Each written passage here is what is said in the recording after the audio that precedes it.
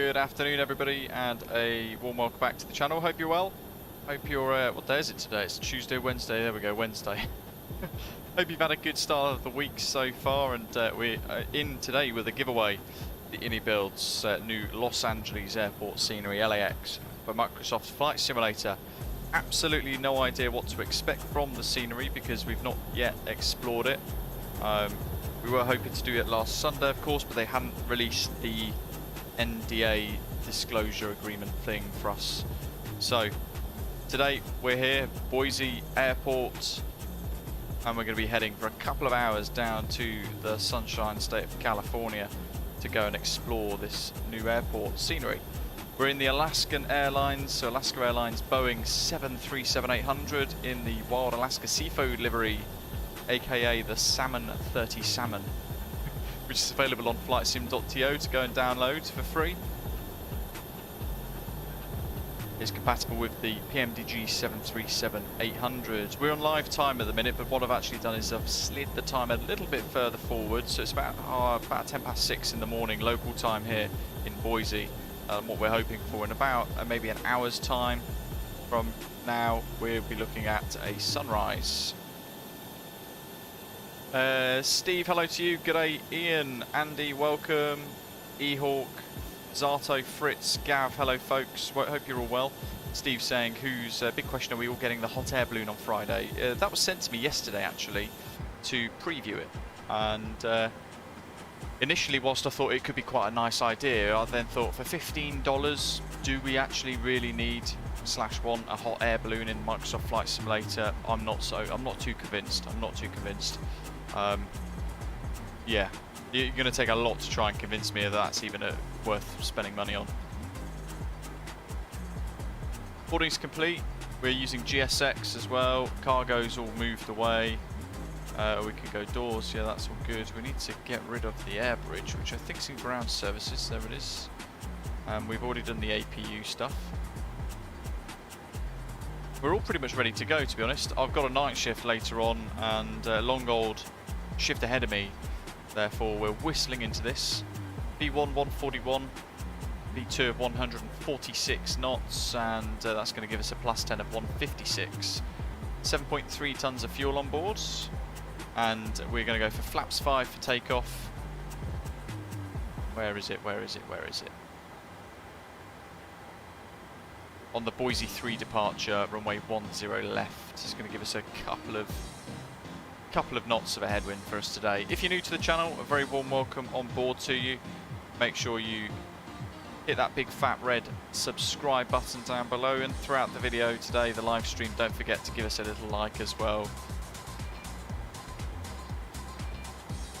So initially we're going to take off runway heading, and then we're going to vector ourselves to Hyvel, and then we're going to begin our journey down towards which waypoint is? There we go, Reberg there, which is then the entry point to the Star, and we're expecting runway 06 right into LAX today because nighttime hours, they're flying in over the water, noise reduction, that sort of thing. It's also favourable because of the weather too. And that's going to bring us in on the Zuma 3 departure unless that runway does change. And a cruise today at flight level 340 there too. Somebody asking about, there we go, Metaleye saying, how do you determine the VREF on takeoff? So, I use VAS Airplane Toolbox. That gives me the performance calculations to sort of base my figures on. I compare that against what the actual aircraft tells me in the FMS. And then B2, I just add 10, which gives us 156 in this instance.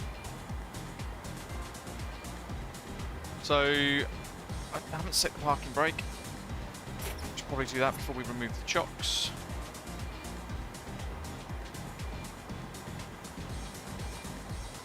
That's that done. We've done the emergency exit lights and all of our tests as well. Passenger signs up here are an automatic. APU's on, generating power. We'll probably just check that over here just to be certain. Factor and auto isolation valve is on automatic on the right hand side of the overhead panel. FMC set, and we don't need clearance because we are on Unicom. We've got an altimeter of 3017 here at Boise today. Just going to refresh that before we do head off. It's 3018 now. So while we're on that section of the checklist, let's change it. There we go, 3018, make sure it's all fit. Transponder set 2000, fueling, loading, boarding complete, takeoff data set, cruise altitude pressure panel is set 34,000 feet, and our airport elevation currently roughly 2,900 feet there, which is on the top panel as well. MCP set, and we've gone for a departure Boise 3, which is going to be vectors. Course of 102 for runway heading first from the VOR, which we've got tuned 113.3. Flight directors are on, radio's frequencies are all set, and the ground equipment is clear. Anti-collision lights can go on.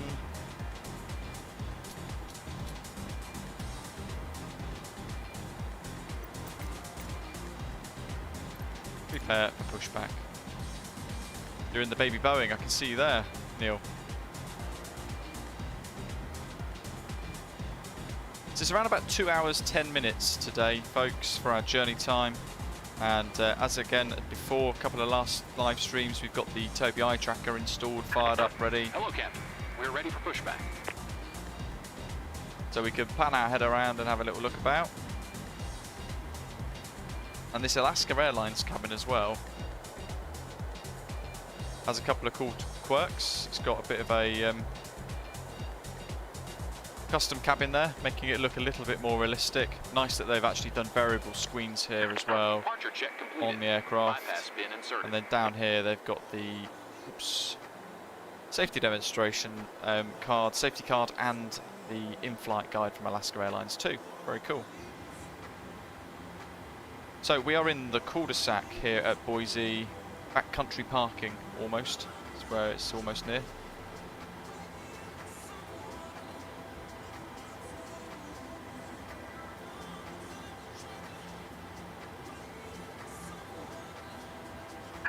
Locking gear. Fritz, nice one. Boise traffic, Alaska 1414, Boeing 737-800 with an altimeter 3018. Stand, Charlie 11, push and start in the cul-de-sac to face south. Boise traffic. Automator, good morning. So, point of the view of the pilot in this case is going to be, we want the nose to go right, the tail to go left. Hopefully I've got it right. Release parking brakes. Commencing push. All engines clear. Start at will. Okay, so backs off. Hopefully I've got this pushback correct. Fuel pumps are all on as required, packs are off, ignition mode is on both at the moment. Let's go engine mode 2 to ground, engine 2 mode selected to ground, and we'll fire her up. Keeping an eye on the N2 as we push. Zato's in the FedEx A300, very nice. Through 20, fuel control lever to run.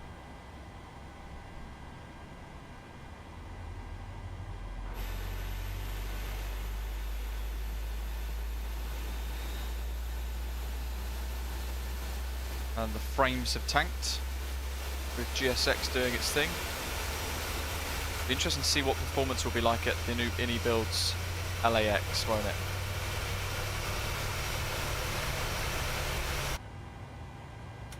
Good point, actually. I don't think I've switched the frequency across. Set parking brakes. There we are. Waiting your confirmation for good engine start. Boise traffic, Alaska 1414's pushed at Charlie 11, facing south. Boise traffic, Osprey 131 Golf, pushback and start from stand 23.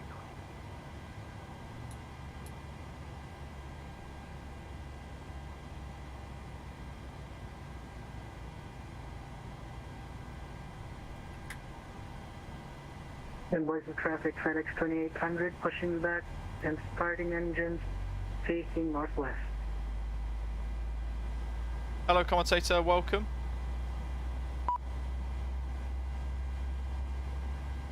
It's going to keep telling us until we have confirmed the good engine start. I'm not going to do it now though, because it's going to help speed it up.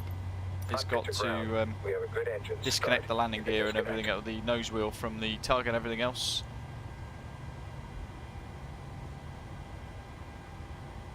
It is a good engine start anyway.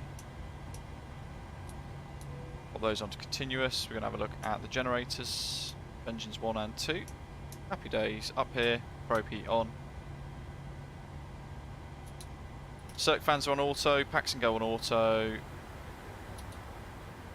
Isolation valve closed, APU bleed off, and engines 1 and 2 bleed Unlocking on. gear. Boise traffic, southwestern 2472, pushback and start from gate 10, facing the APU off.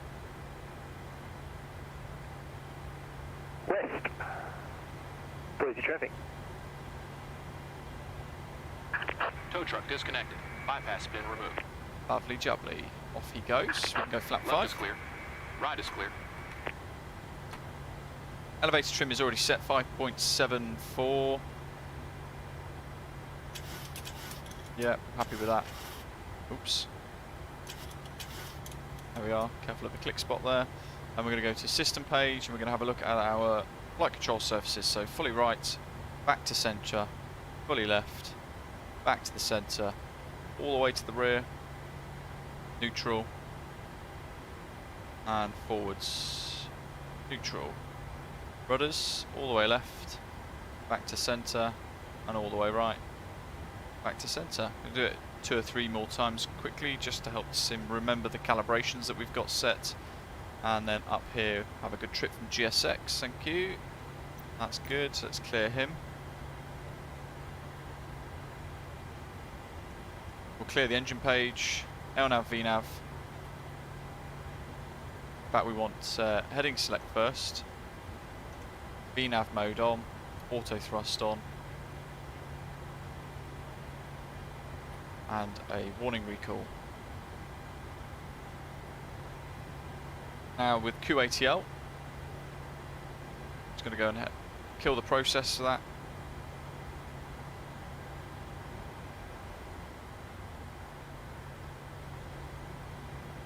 And then we want to try and maybe mute out some of these background lights here so we can see where we're going. Right, taxi lights on. That's all good.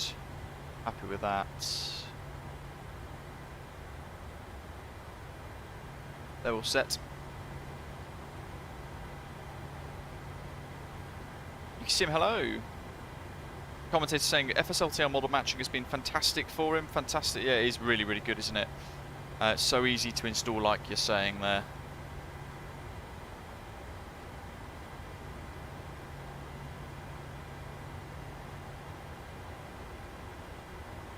And like you're saying with the model lighting as well. I don't know if we can see the others over there yet. There we are. I can see the Southwest. That'll be an FSLTL model. The Alaska 737 as well, I think so. Yeah. Boise traffic, FedEx 2800. Model as well. To 10 left via Delta, Alpha, Whiskey. Boise traffic. Boise traffic, Alaska 1414. Taxi to hold point, Whiskey runway 10 left via Alpha and Whiskey, Boise traffic.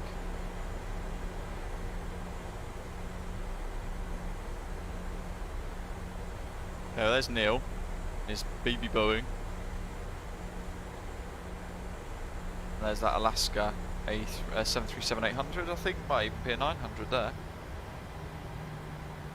Is the Nathaniel saying, is the night lighting for the PMDG kinda to dim? I believe so. Tell you what, I can't see a chuffing thing out of this. Right, well, taking a big old gamble with this.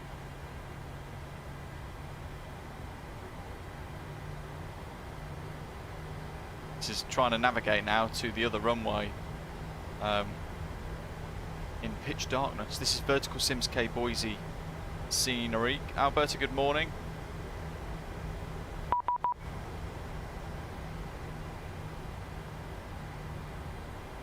Doc, thank you very much. Flying Ryanair 8 Whiskey Kilo today.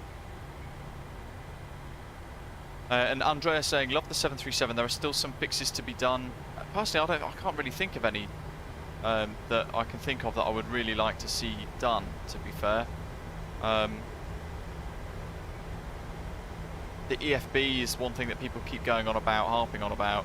They've said it's coming soon, so I've got faith in the PMDG folks. They're going to make it work. They'll only release it when it's ready.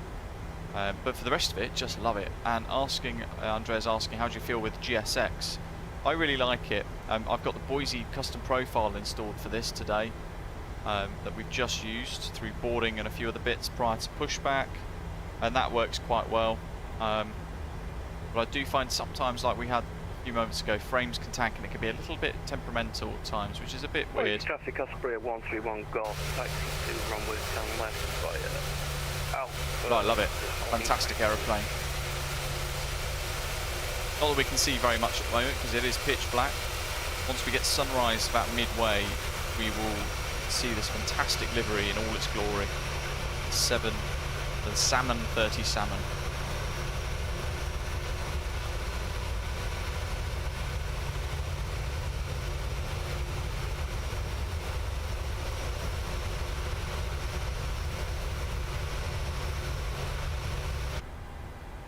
Does a bit, doesn't it, Doc? Zato saying, funnily enough, the iniBuilds A300 doesn't work on X-Plane 12. At least I still have my X-Plane 11 copy. It still works like a charm.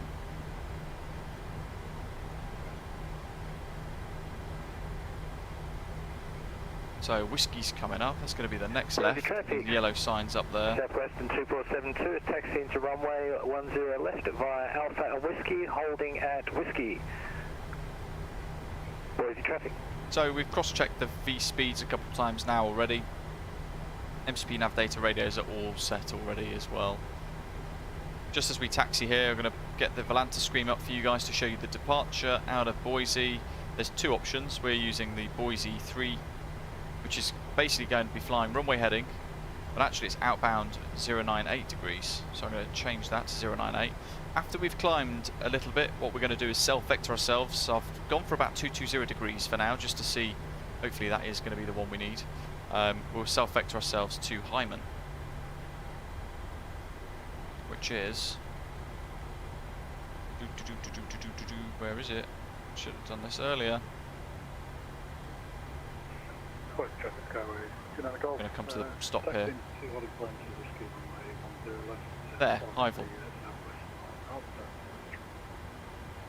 Not Heimel. Right, we want to go right here. So at the hold checks, going to go fuel flow, reset rate. Going to pop the landing lights and stuff on, and we're going to put the POS lights to strobe and steady.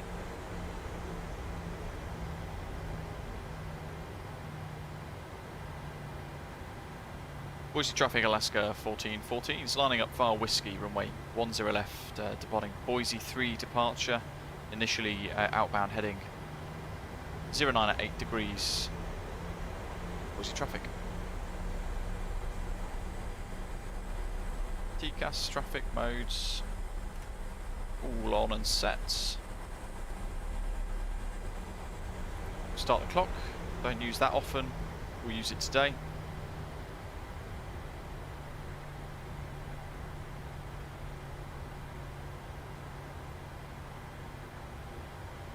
Wowzers, terrible frames there, whatever was going on with that. Really weird. So, emissives, because we don't really explore Osprey 131 Golf, holding at Whiskey. the 737 that much, but look at that. 737 PMDG emissives looking really good.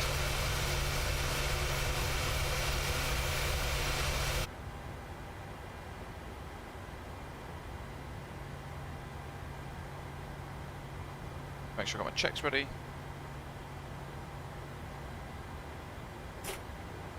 Off on the brakes, 40%, holding it on the brakes for spool up initially. We've got a slightly derated takeoff today. Release the brakes. Toga.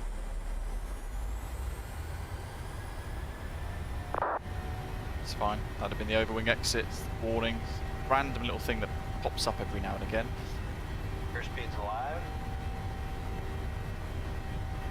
We're maintaining an invisible centre line. This is a bit of a frustration really that VerticalSim appear to have neglected on their scenery, because I'm trying to look at the end, those red lights at the very end, to determine where that centre line is actually going through the aeroplane. Slow rotation initially up. There we are, gear up. initially with a left turn.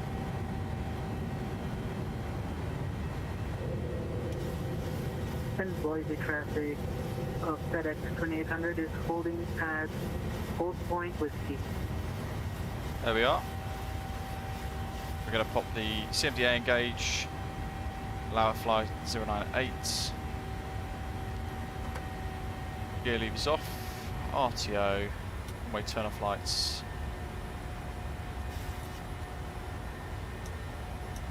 Pop those off. Boise traffic, Osprey 131 Golf is lined up, holding for 3 minutes for space. Boise traffic. Boise traffic, Alaska 1414's airborne, 5,000 feet climbing 16,000 and turning right 220 degrees, vectors to Highville, Boise traffic.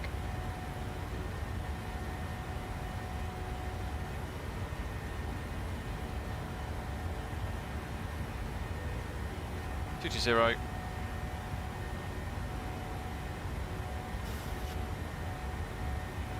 It does make it really difficult, doesn't it? In darkness, it adds this extra layer of complexity to things in the sim. But we don't really fly very often at night time, do we? Gav, no worries at all, buddy. No worries at all. There's always going to be next time.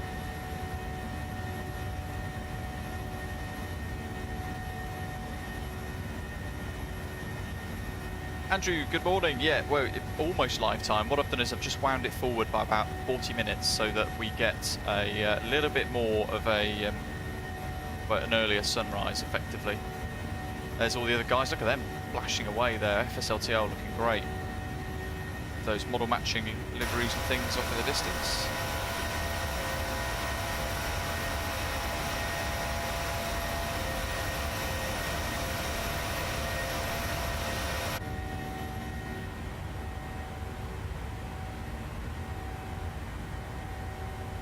Of the terrain map for now. Actually, we'll leave it on because we can't really see the ground, can we? Let's be safe with that. We're going to set flight level 340 on the altitude MCP. There we are. Okay, well there's Highville there, so we're going to make a slight correction to my plan. We're going to go 226 degrees.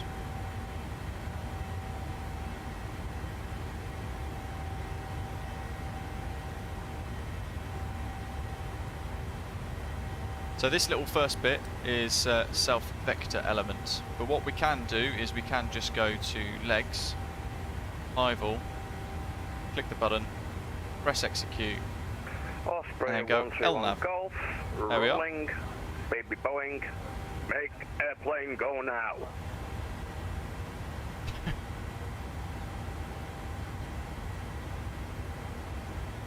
Andrew, great to hear. Doesn't mean the unfortunately it means that visually there's not much below to go and look at, but otherwise it's very nice to do. Pop the landing lights off now as well. Boise traffic. We will wait 3 minutes for spacing.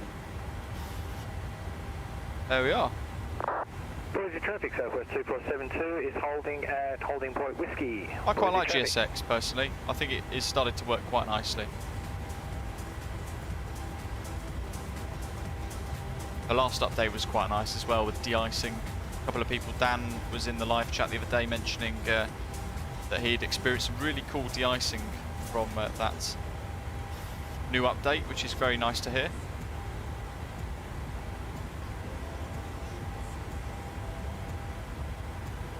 We can pop the VOR for Boise off now as well. And let's have a quick look at Volanta as we continue our climb up.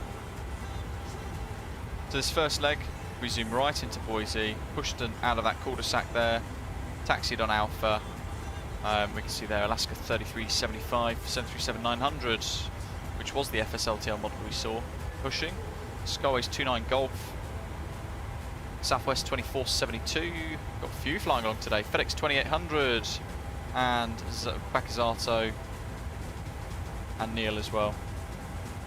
So initially headed outbound with a right turn and with that little self-vector element of it up to Highville, which is just in the centre of the screen there. and then we're going to fly on our way towards San Francisco, over Carson City and Reno. We're going to be heading southbound down towards Los Angeles. We need to do Burbank soon as well. Let's get the giveaway started, shall we, folks? So those of you who have hit subscribe, you're in with a chance to win one license for iniBuilds new Los Angeles airport scenery for Microsoft Flight Simulator, and all you've got to do is answer one question correctly. If you're new to the channel, in order to enter, then you've got to subscribe first and then answer the question correctly afterwards, otherwise Nightbot won't award you the entry, and only enter once please folks, otherwise Nightbot will then actually remove your entry because it'll be ineligible. So all we need to see is the answer in the live chat to this question: in which US state is LAX located? In which US state is LAX located? Nice and easy. Reno.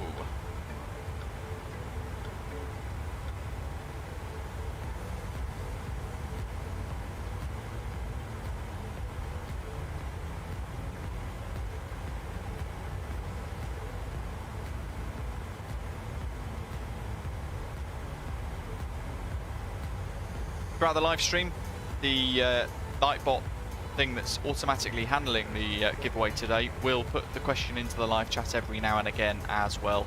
If you do forget or you tune in post me actually mentioning the question, and we'll keep the giveaway running until we get to Los Angeles.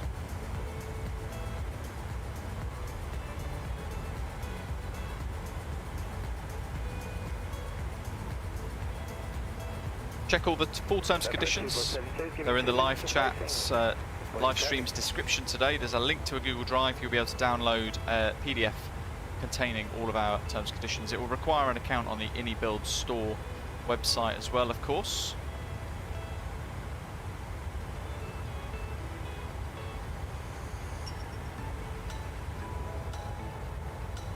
And that fiery sunrise is starting to come up now behind us.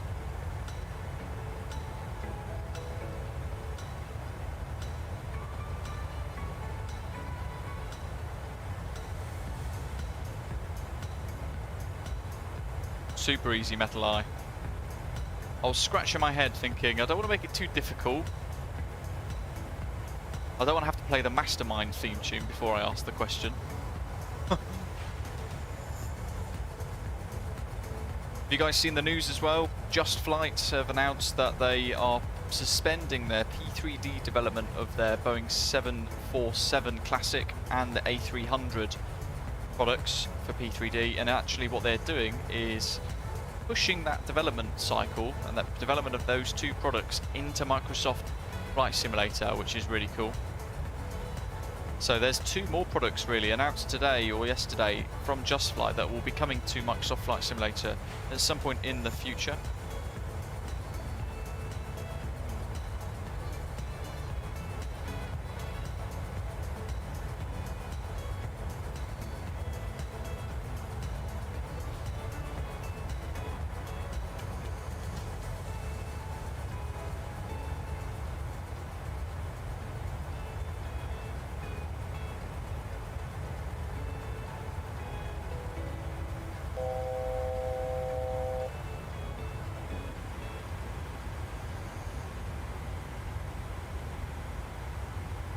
Hey Thies, hello to you, been a member for 2 months, thanks for the ongoing support.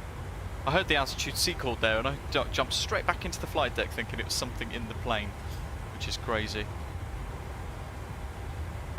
Commentator says, I really want to fly Tampa, Amsterdam, no idea when it will come, been in the pipeline for a very long, very long time, hasn't it? It's all very exciting though when it does arrive.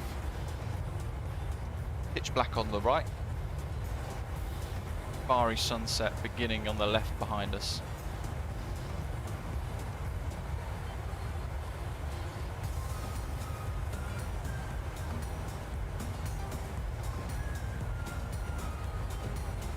We don't do many night flights at all, do we? Something a bit different.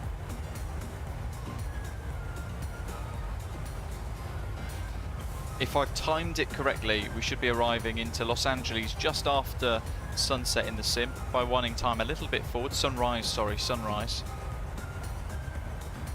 Ben, that's all it is. If you've subscribed already and you've answered the question once, then you're all good. And I can see you have entered as well on the Nightbot eligible entry list.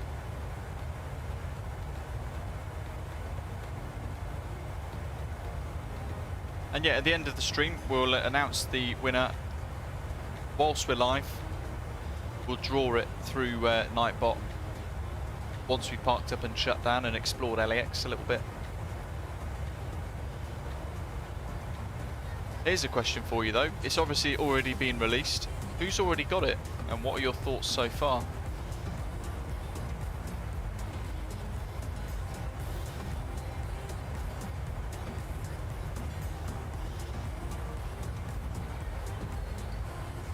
I'll try, Neil. Automator flew in Canada last night on VerticalSim. Forgot how friendly they always are. We've not done Canada for a little while either, to be honest. The next live stream is going to be out of the new Simulations Pristina airports. We're going to be working a bit of a route idea from that, and there's another airport which is coming very, very soon actually from another developer, which I'm hoping we'll be able to tie into a route between the two on the next live stream, which will be around in fact it'll be the 9th. The 8th I've already promised, haven't I? Make sure I don't forget this, Gav. I'd already promised to fly in Australia on the 8th, so don't let me forget that. We need to come up with a route for that actually. I think there was a, was it a VerticalSim newbie night on that particular day?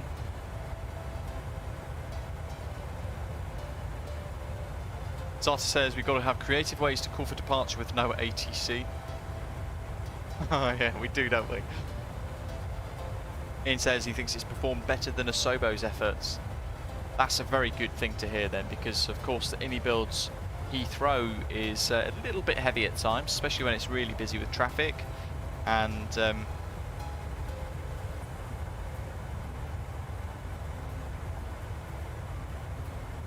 LAX is about 3 or 4 times the size of Heathrow, isn't it? So I was a little bit worried.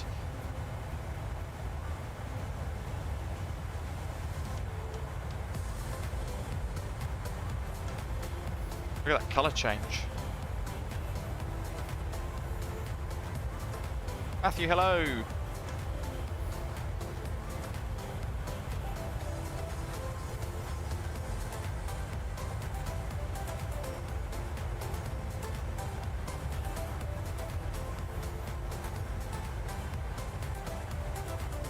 Oh yes, Ashley.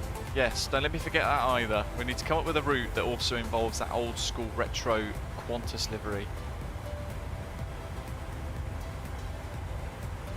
So the departure is already done. What we've thought about is the LAX arrival, and initially at the moment, depends on when the curfew ends, we're going for the ILS 06 right, and we've configured for the Zuma 3 arrival as well.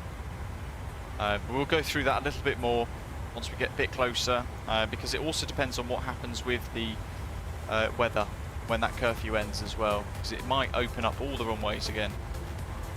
At the moment we've got a headwind for the arrival, which is good, so it might well just stay the same.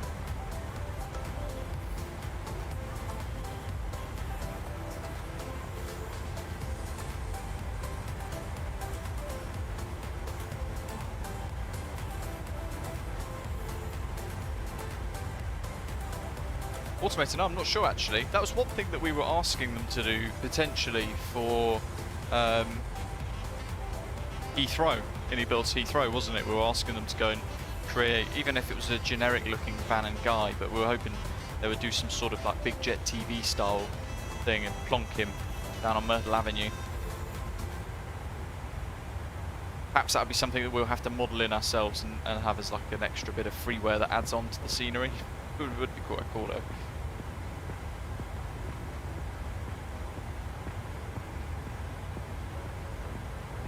Couple of 1,000 feet to go and then we'll be at cruise.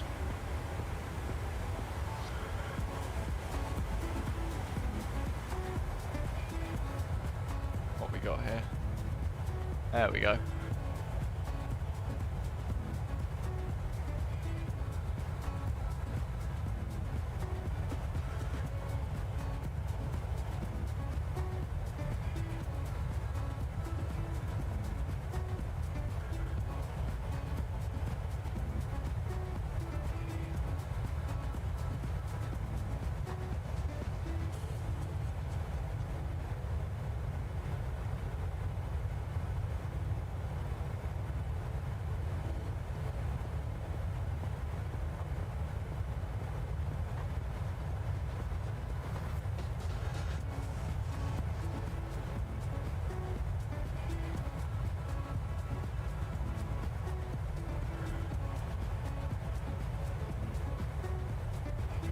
Do we have a time for the event on in the Australian thing? Oh, crikey, that's a height. Cruise.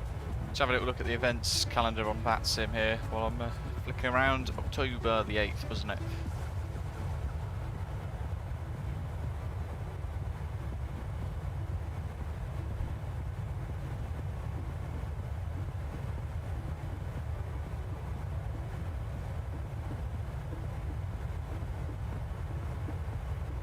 Oh. Maybe it's Sunday. VerticalSim First Wings on Sunday. I can't see any Australian events.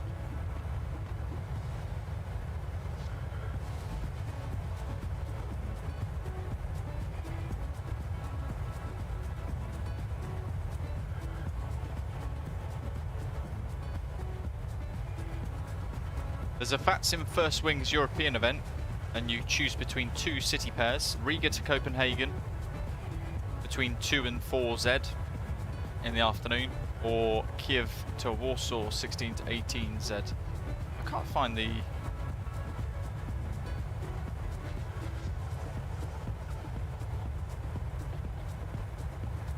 Yeah, I can't see any others. What's this Empire's connection?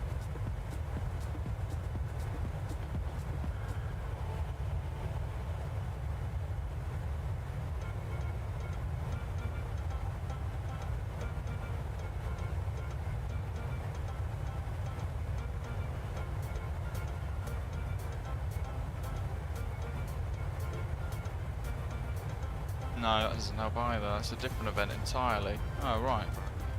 I swear there was a an Australia night tonight on the Saturday that we were looking at doing it. Or was it just somebody saying that they were going to connect and try and get a couple of controllers up for us? I forget now.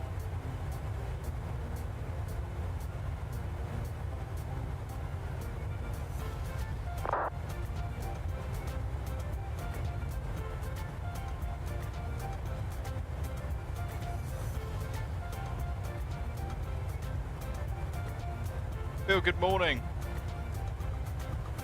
Ian, thank you.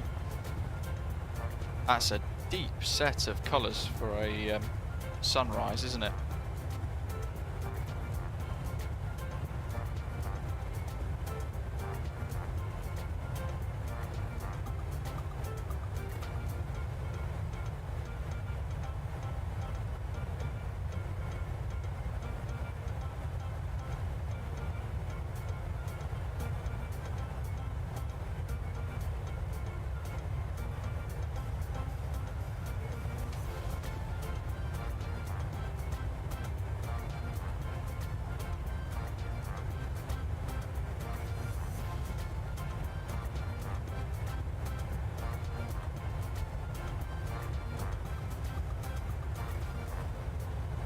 One Big Flappy Boy says also every Saturday and Sunday Australia and New Zealand go to night shift, so you might get some ATC there as well. Very nice.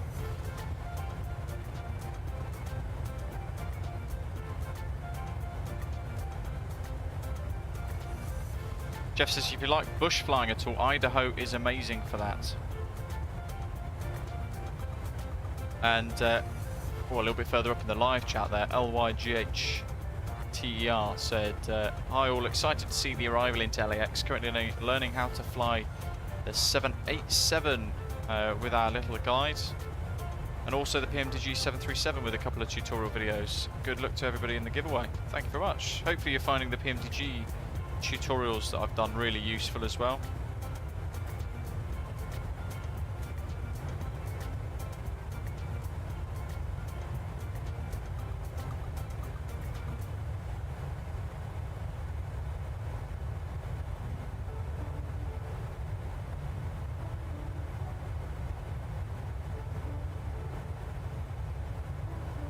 Venice Beach coming for free as well from iniBuilds. That'd be quite cool.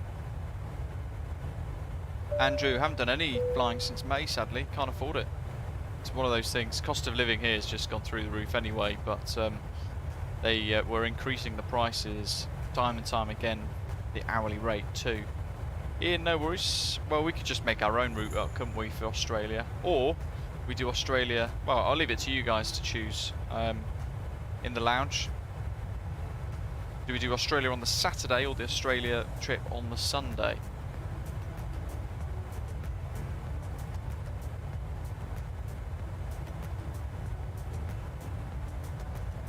Ben, welcome on board.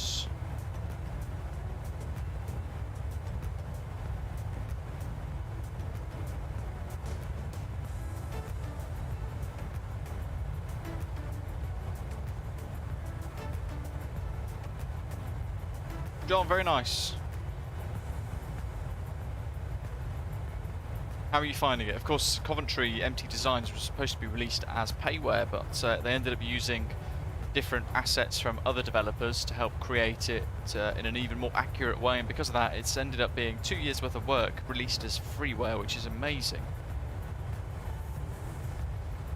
Coventry is where it all began for me. First ever PPL flights many years ago out of Coventry.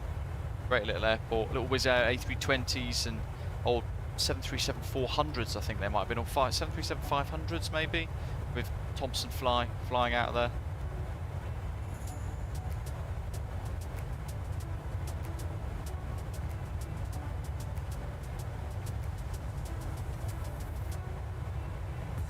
Dan, hello.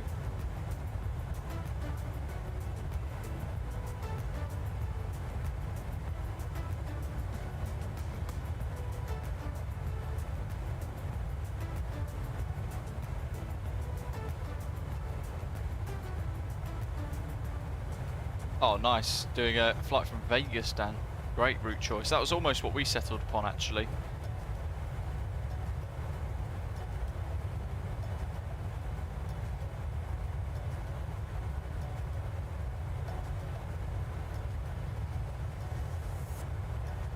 XT, hello.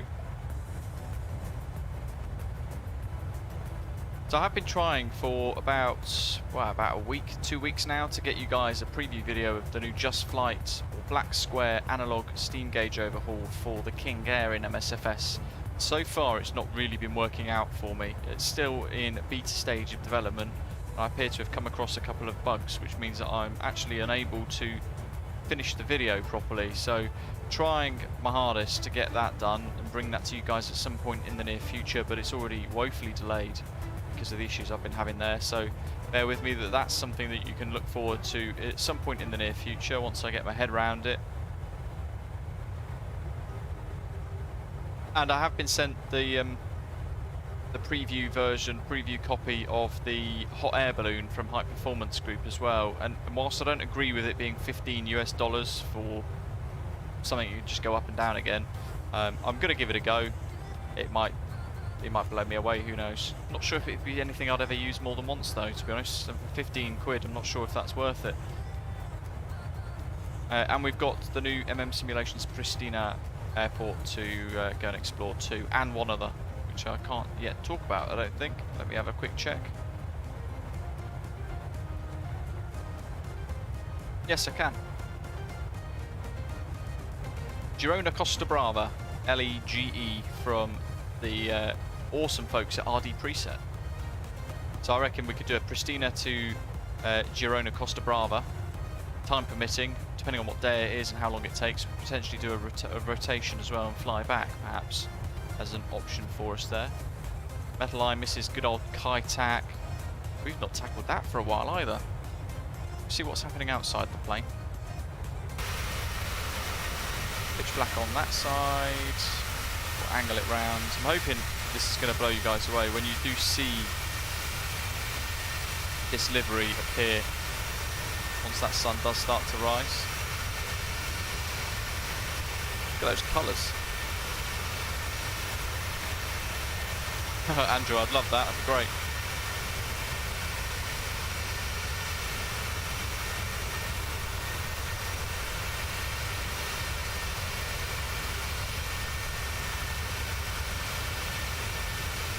Yeah, I should have added the caveat there, no pun intended.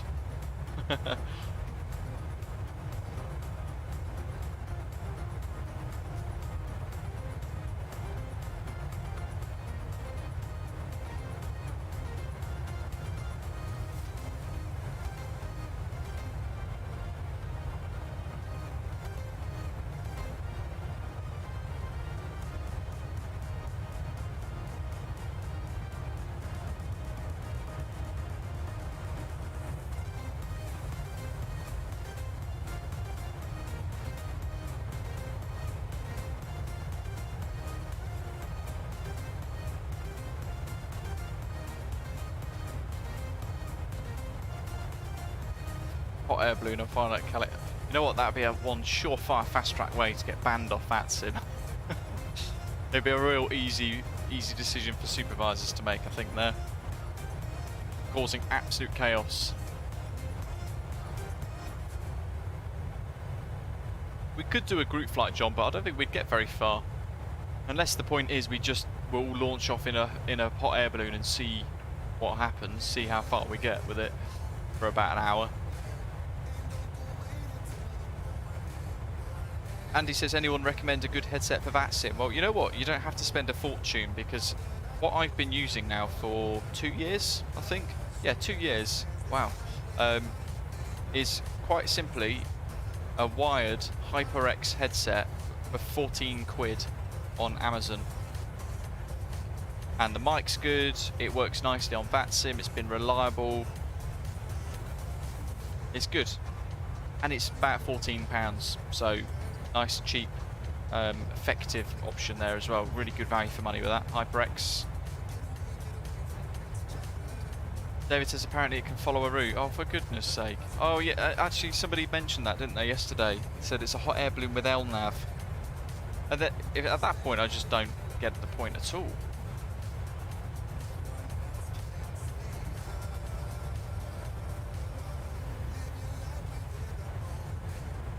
Oh, absolutely, Andrew. Yeah, ground snow's well OTT on MSFS still, isn't it? As you're saying there. Andrew flew from Long Beach to Fino to Bella Coola. Once on the mainland, all the ground was covered in snow, and it should just be mountaintops. Bit of a shame, isn't it?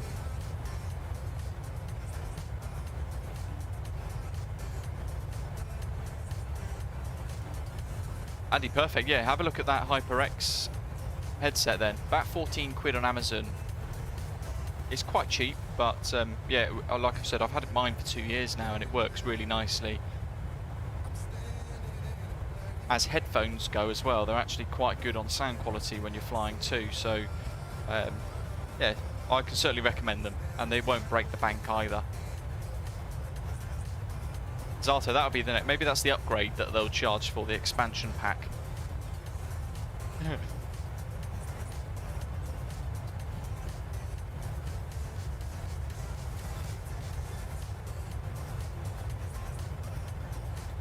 Oh, commentator, definitely not allowed.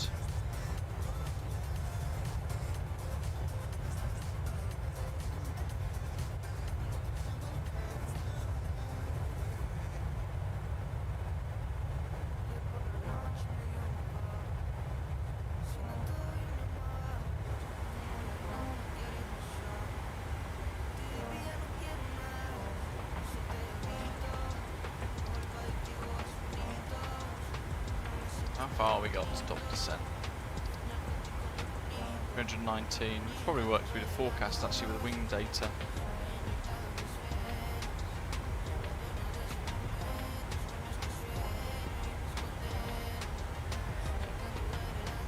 And he was looking at the Logitech ones, but I have a look at the HyperX. I can't remember exactly what the model is, but yeah, if it's about 15 quid, in fact, let me go onto Amazon and have a look, Andy. I'll try and dig out the one that I purchased a couple of years back.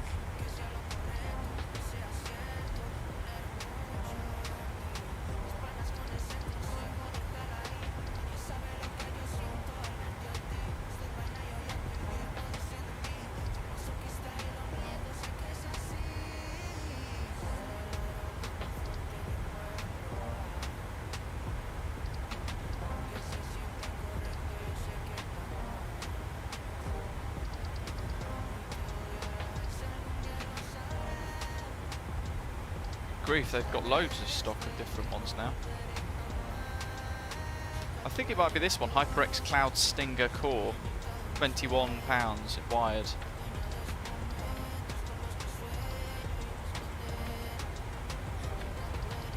Perhaps that's the latest version of the one that I've got.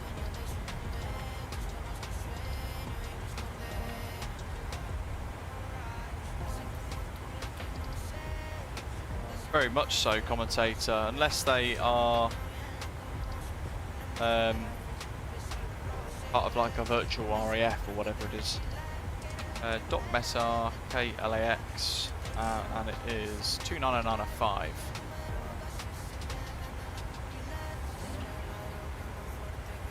That'll do. Transition flight level 180. Gassy. So it's warning us here, unable to 80 knots at almost, and that is because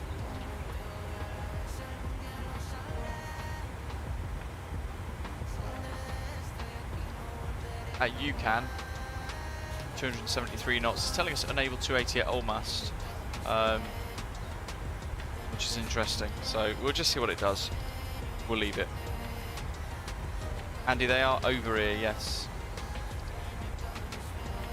Jeff saying SpaceX is sending more people to space today. Wow, okay.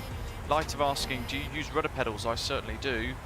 He's looking to upgrade and I don't know what to buy. So the ones I have at the moment are very generic Thrustmaster T-Flight rudders. That's it. But Turtle Beach have released their set of rudder pedals, which actually look really quite nice. I haven't got them, but they look quite good. So I'd probably be more angling towards those if I was in the market for rudder pedals. But again, it depends on price, doesn't it?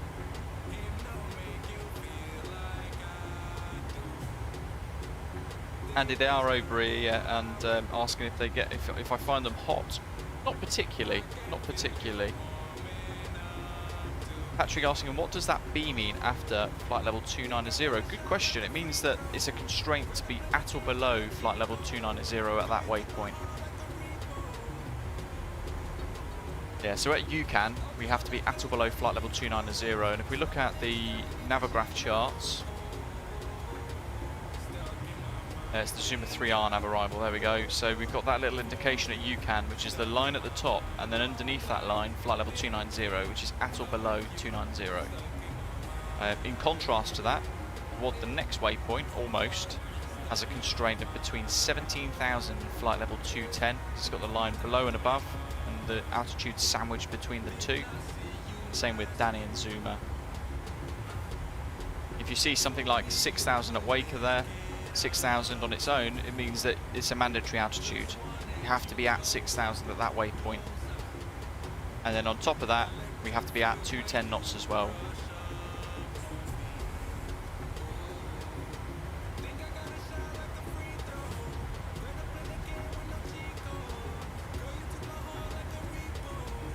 Matthew, very nice.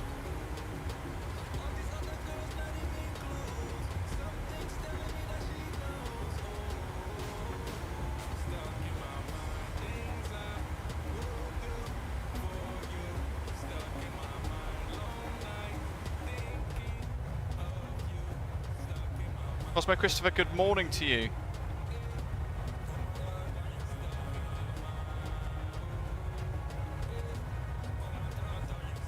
Keep smashing those likes, folks. And if you've not yet entered the giveaway to win a copy of the new iniBuilds Los Angeles scenery for Microsoft Flight Simulator, then do have a little look at the question there.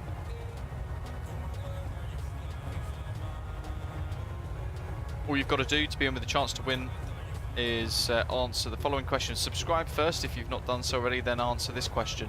In which US state is Los Angeles Airport located in? Patrick, so in the Boeing you'll have to change the MCP altitude. So if you are new to the 737, what I would probably recommend you do is have a look at my checklists. So go to the channel website, britishavgeek.com/PMDG-737, or you can search for it on flightsim.to as well.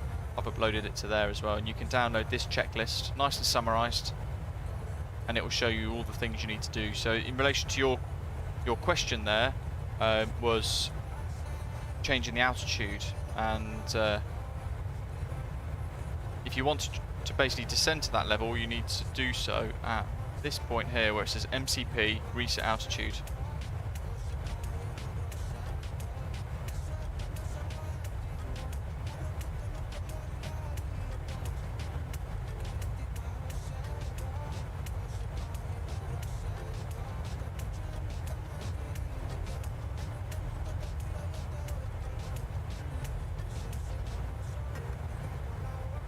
Ashley, yeah, that's a good idea.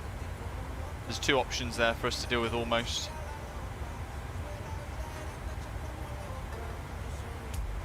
We'll do 280B, at or below. There we are. Just change that constraint on the fly. Nice idea.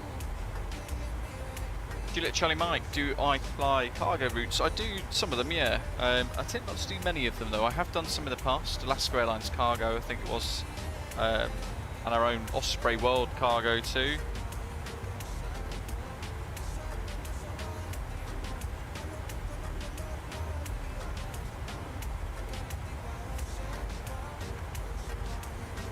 Good morning, Rotofib. Cosmo, you just got to put the answer into the live chat. Only do it once though as well, folks. Yeah, Patrick, no worries at all. Do check out the tutorials I've done. If you might find something helpful there for the 737 if you're trying to learn it. I started from 0 hours on it myself, so what I've done with those tutorials is aim to try and help everybody that was in the same situation that I was in as well.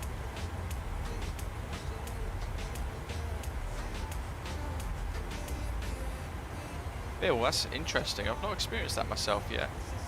We'll see what happens on this approach, see if anything like that happens for us. Brits, sadly no.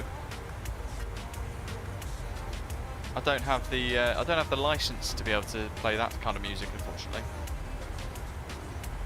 Andrew saying, is it true that your cruise altitude number is determined by the direction or degrees of flight plan?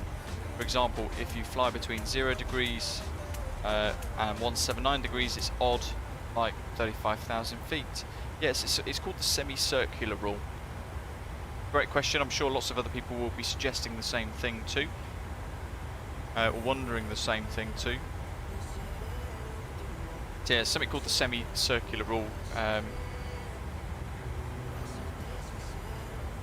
Within aviation, you can Google it and it will tell you stuff in a similar way as well. It's all ICAO related things, cruising levels dictated by whether you're IFR or VFR traffic. VFR would fly sort of the half levels, like flight level 5.5, flight level 7.5 for example, or evens would be flight level 6.5, flight level 8.5 for VFR. And if you're flying IFR, then you'd be as you were putting there, Andrew, if you're flying between 360 degrees down to 179 degrees as a predominant direction for your route, then you would be flying an odd flight level. If you were flying between 180 degrees and 359 degrees, you would be flying an even flight level. And in our instance today, we're predominantly flying southbound, but we've been flying about 190-ish degrees for this route. If I show you Navigraph, you can kind of see our general direction is southwesterly. Because of that, we're flying an even flight level today of 340. If it was the reverse route, if we were going from Los Angeles to Boise though, by contrast, we'd be flying an odd flight level.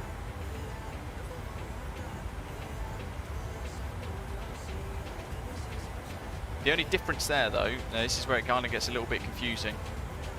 The only difference is if you're flying in places like France or Spain, because they actually fly the semicircular rule by using north and south instead. So if you're flying northerly, anything between 271 degrees and 090 degrees, you fly, oh god, I'm trying to remember now, you fly even? Yes. Anything between those, you fly even. Anything from 090 degrees to 270 degrees, you fly odd.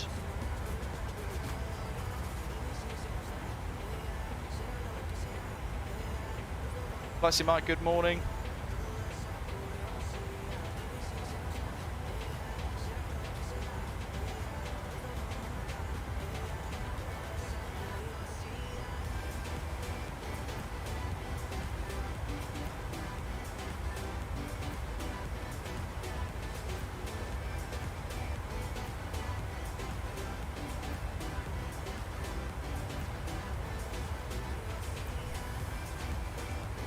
Mike, awesome. I'll be sure to give the wings a little waggle as we pass overhead Sacramento.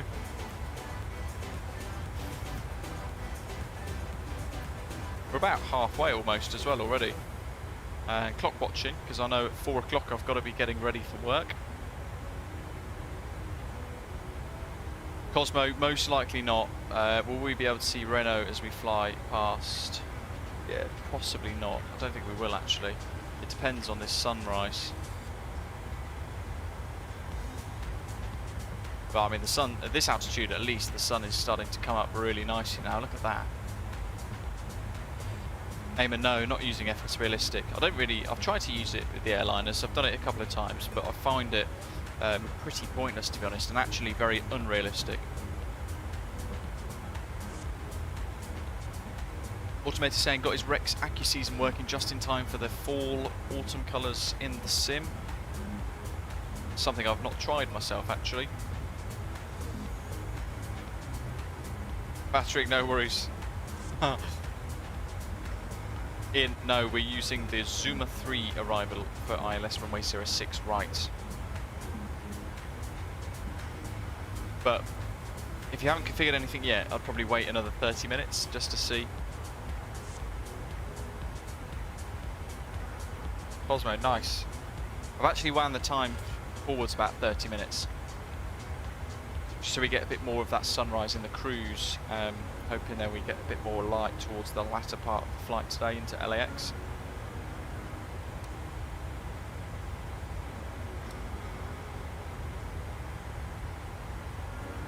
Just done, I think we've just passed Renault.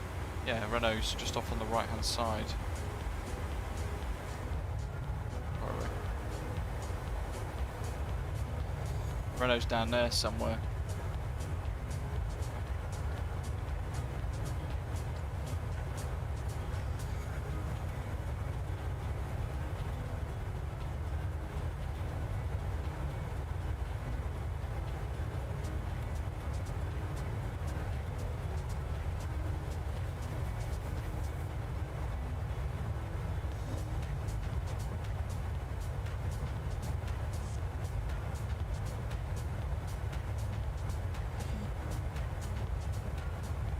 Shaquille, awesome. Watching you while on board an A321 heading to Cancun. Is that in real life as well? Because that's epic. There's only one other person that's ever watched us live on a flight in real life before.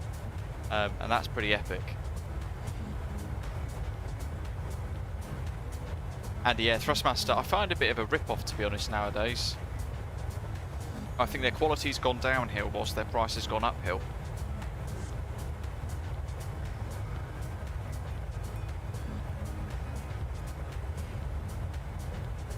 Matthew, yeah, exactly.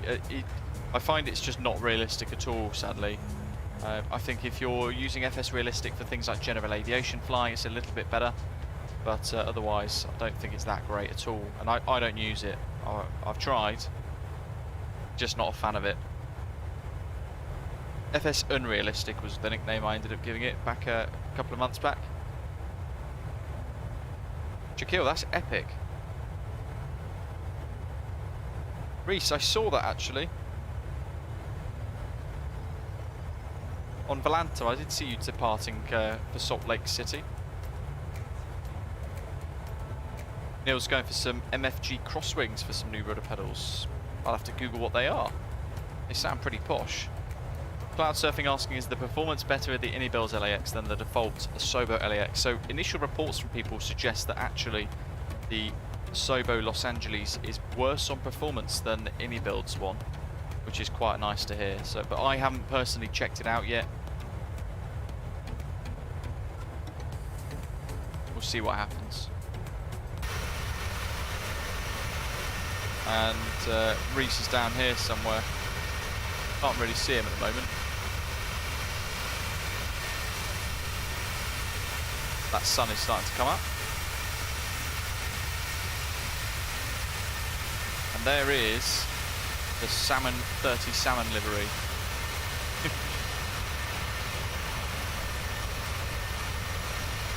Great reflective qualities on this livery as well, it's fantastic.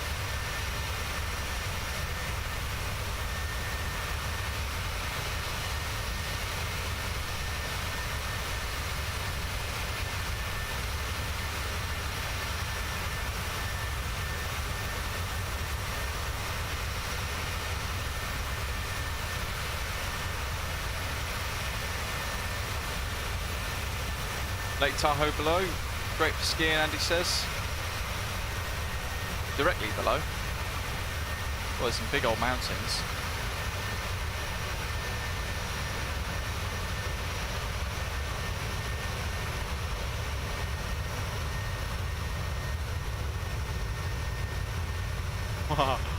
It's a cool livery.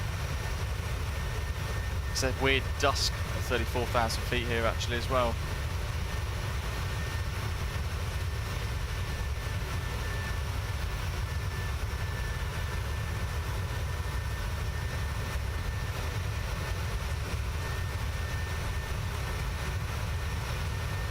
Sun's coming up pretty quick too. Yeah, Lake Tahoe on the right. Can't really see it at the moment. I'm scratching my head. Ah, there it is. That big body of water, that'll be it. There we are. How embarrassing. Spot the lake. I can't see it. There's Carson City Airport down there.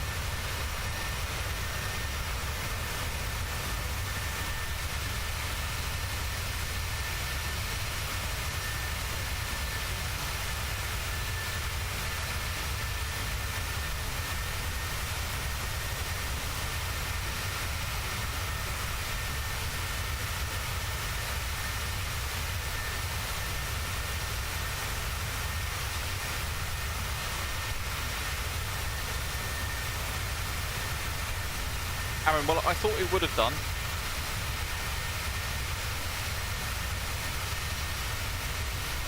I've left them on though.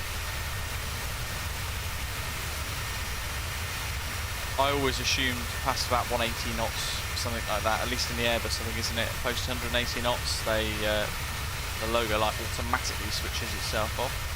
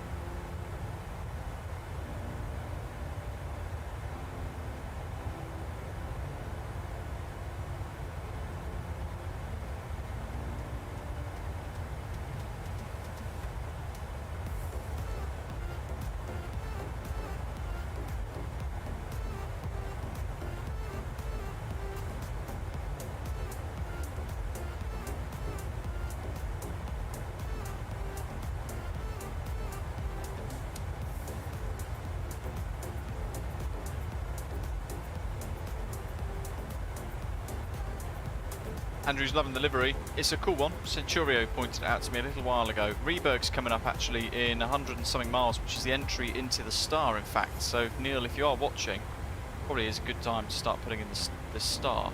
Let me just check the ATIS at LAX at the moment. So, this is the real ATIS at the minute. ATIS information India, 0 degrees, 0 knots, so wind calm. 5 statute miles visibility, broken cloud at 800 feet. Overcast clouds 1,200 feet, so a bit of pea soup for us as we arrive into LAX by the sounds of it. Temperature's 19 degrees Celsius and the dew point is 18 degrees Celsius, a very narrow spread there, and altimeter of 2,905. Instantaneous approaches, instrument approaches and RNAV approaches, runway 6 right.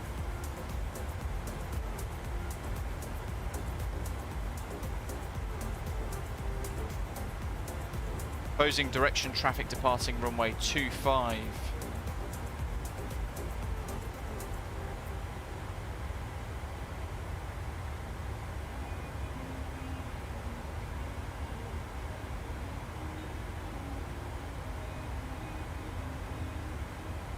Yeah, and the rest isn't really applicable, but wind calm and a lot of sea fog by the sounds of it, drifting in over the airfield. Overcast 1,200 feet, broken cloud at 800 feet.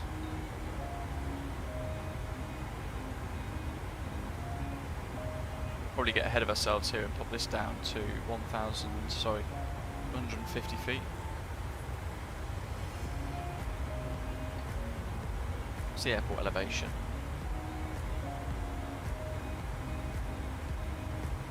Yeah, that'll do. 150 is as close as we're going to get, I think. For that now.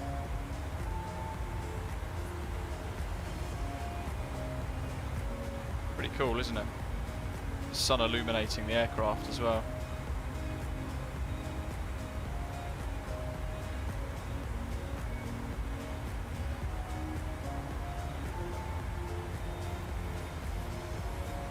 Oh, there's the sun.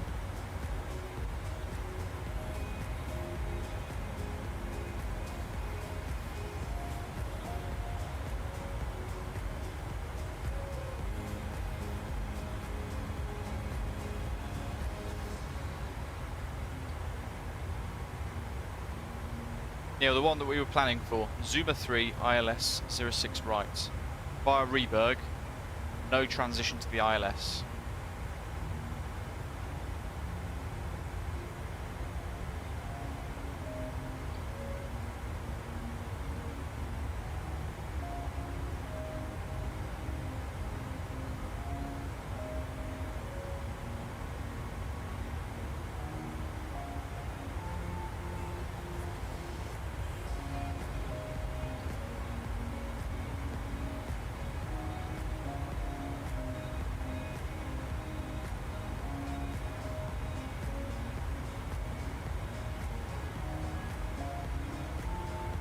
That's looking pretty cool, isn't it? Look at that coming up.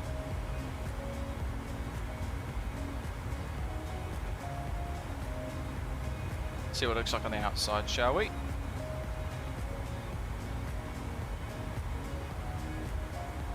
Exactly, Fritz. Explain 12. Oof. No thanks, not with views like that, an aircraft like this. Don't need it.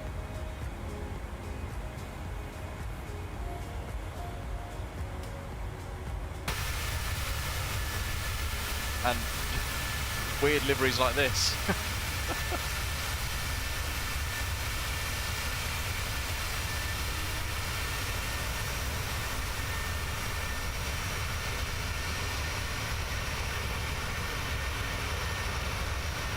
Oh, look at that.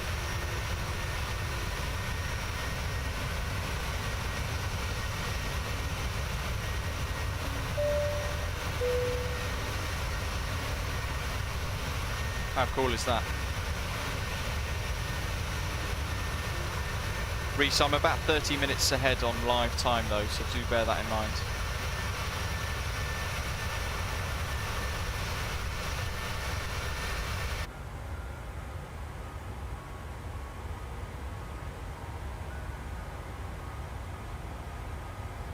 So what do we expect? 2995 minimums on the ILS. Let's go through Navigraph. We'll clear Boise, don't need those. Let's tidy this up. And the Ironman 2 on our arrival now, we don't need that because we're not flying that one. We're flying the Zuma 3. So, Reberg, Zuma 3 arrival. We'll be descending a little bit after that to UCAN, flight level 290. So you can see our top of descent marker is actually around about Stad. At or below flight level 290 at UCAN, and then continuing our descent through almost Danny Zuma down to about 9,000 feet, and then Waker at 6,000 feet at 210 knots, at which point we'll expect the ILS or lock runway 6 left approach, all radar vectors to final approach course, which is what we'll probably have, or we'll self-vector ourselves. So that's that bit. At Waker, we're going to, there it is, at Waker there, we're going to continue, actually go straight up to Otis, at which point we want to be at 3,600 feet. Continuing a descent down to 1,800 feet by Guppy, and we're then going to head on the glide slope in the approach to LAX. We're going to tune the Los Angeles VOR 1136. We're going to tune the ILS for 06 right, which is 111.7, and the course of 071 and nav 1 and nav 2 as well. we'll pop 2 fixed rings in while we're at it as well. And the minimums, 316.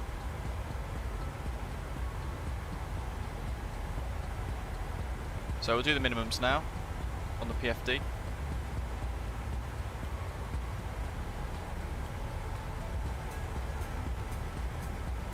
We've done the standard, the local pressure, and we can do the frequencies. So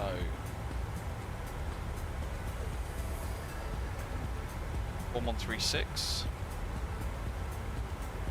This approach data says climb left turn 3000 outbound LAX VOR radial 046 to Amtra, accept 17.3 DME LAX and hold, so that's fine. I'll ignore Santa Monica's VOR, so we'll do 1136, and then we'll have 1117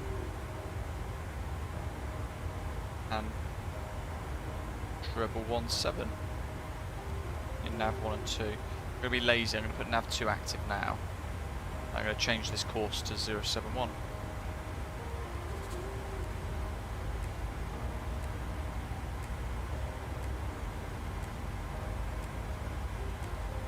And 071. Bass Airplane Toolbox is telling us we do a flat 30 approach and we can use any brake setting with reverse both. So I'm going to change that to reverse idle and recalculate the figures.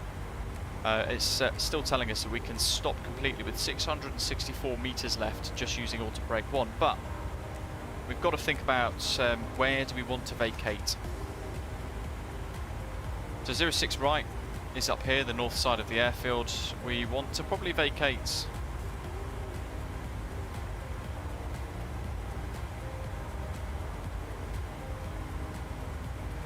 probably going to vacate around Yankee actually, about halfway. So with that in mind, 3,300, we want about 1,000 meters stopping. Auto brake 3 then by the looks of it. So we'll set auto brake 3 and then idle reverse. We'll come to a stop and then we'll just vacate and taxi through here. I think this little hash marking area is for some taxiways that might be closed, but we'll just, it's ATC non-visual areas, that's why. We'll taxi Yankee, down Lima, Charlie, and then we're going to park in this Charlie 8 pier down here, gate 60.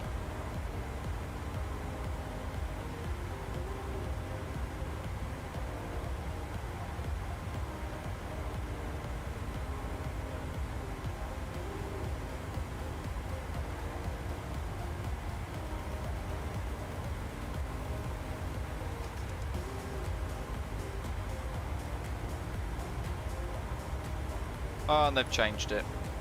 Just seen Doc's message. I've refreshed the METAR and it's now ATIS information kilo. 080 degrees at 4 knots. So landing with a 4 knot tailwind, interesting. Scattered cloud at 800 feet in haze, overcast 12. 20 degrees 17, dew point 2995.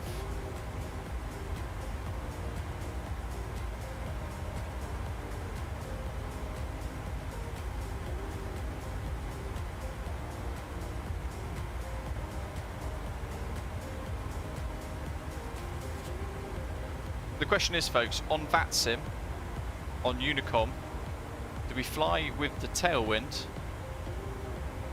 the approach, or do we just stick with 06 right and fly with a headwind for the landing, which is obviously a bit safer, a bit better?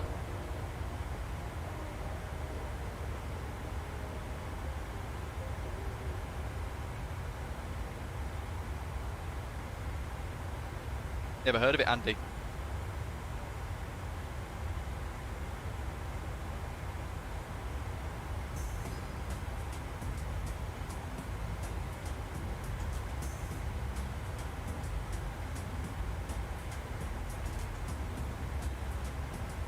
Alrighty, so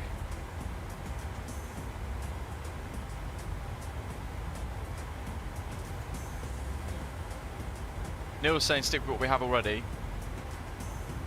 That's because you've just set up.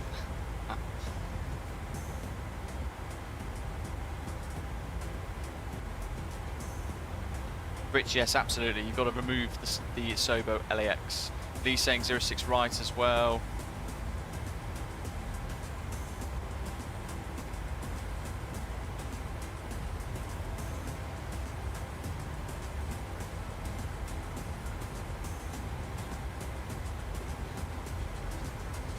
Lighter, all you have to do is, well, at least for the US, you just Google it, LAX ATIS, and there's actually a website that takes the digital ATIS information from the real airport, puts it onto the website, which is quite cool.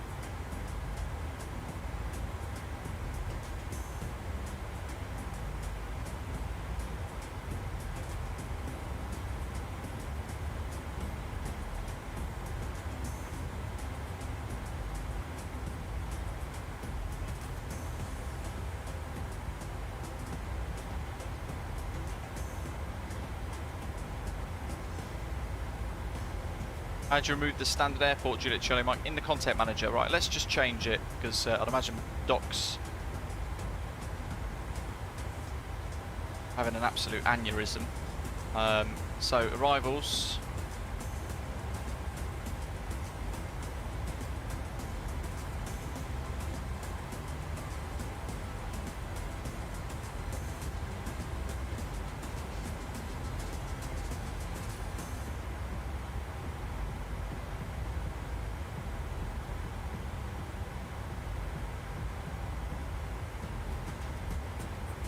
Two, 4 right. So ILS 24 right.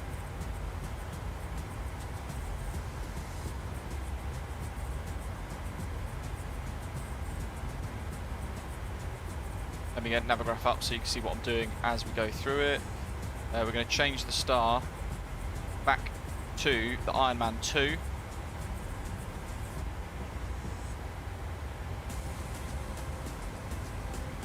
There it is, Ironman 2 on nav arrival. It's going to take us up to Gado at 6, and then approach 2, 4 right,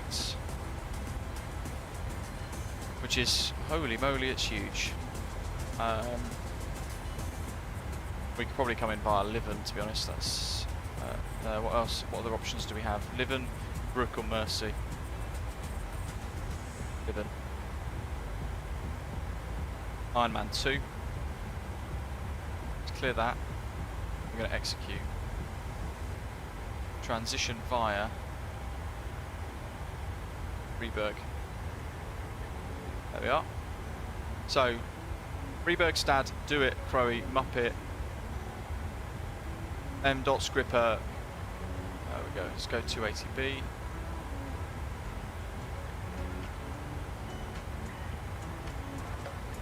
M. Scripper, Biking, Run, Ironman.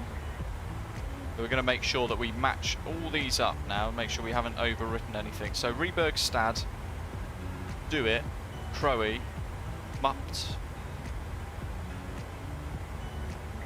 at 280 between 230 and 270, so that's good. M. Gripper, 190 to 230, Biking, or Bicking, 16,000 to 200, Run at 14 to 17, and then Ironman 12,000 to 6,000, Simon 12,000 to 13,000 at 250 knots with the speed constraint based, 9,000 at or above at 240 knots, Juice, Cliffy and Dar Jr. Gado at 6,000. Then vectors to Liven. But actually what we can do is we can just do that. And LNAV will do that for us. And then we've got the final approach. So the final approach now is going to look like this. So from Gado, we're then going to fly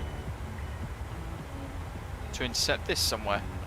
And I think we're going to be around Liven or Bria, roughly around that sort of section of the approach charts, but we're going to be flying up here towards San Gabriel Valley El Monte airfield there before turning down and then establishing on the ILS. Nice log ILS, but we've got to change the data now, folks. So ILS frequency is now 1085, so on the nav 2 1085, 1085. And then nav 1 and nav 2. And then on the courses on the right hand side, we can change this now to 251.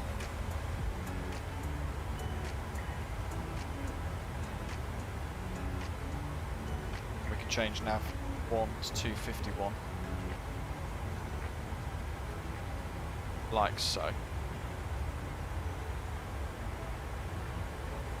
then we've got to check the minimums. 222.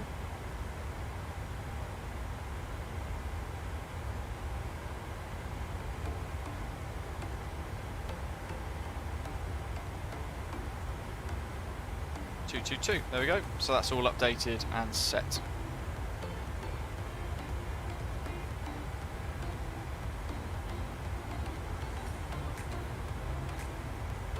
Zato, don't think so. I don't think it has a CPDLC function yet.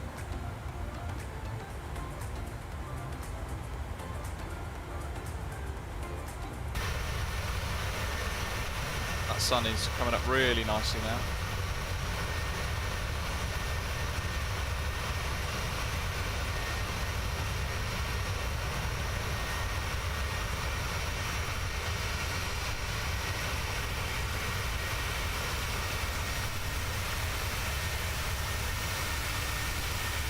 So not too long now before top of descent into iniBuilds KLAX, and here we are in the Salmon 30 Salmon, Alaska Airlines Boeing 737-800 PMDG 738. Cracking livery.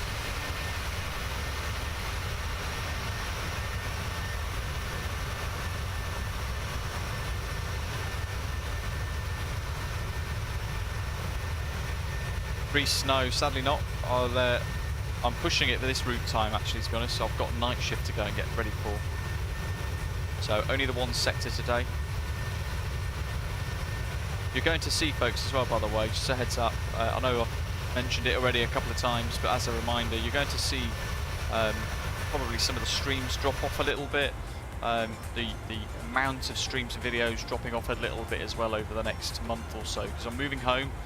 But I've also got a promotion process to go through in about 2 weeks that I need to really prepare for, because you don't really get many chances at doing it again. Yachty, it's in flightsim.to. Search Alaska Airlines and you will see the Salmon 30 Salmon.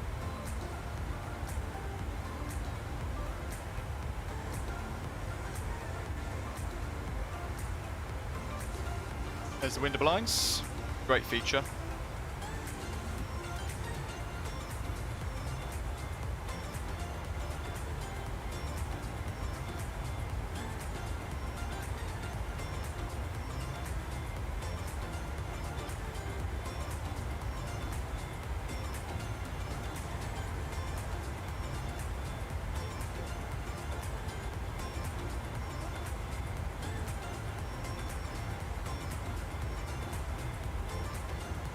Andy, do I need to congratulate? Well, I've got to pass yet. I won't find out if I pass that process until December. So from what I've heard, it's a really difficult process.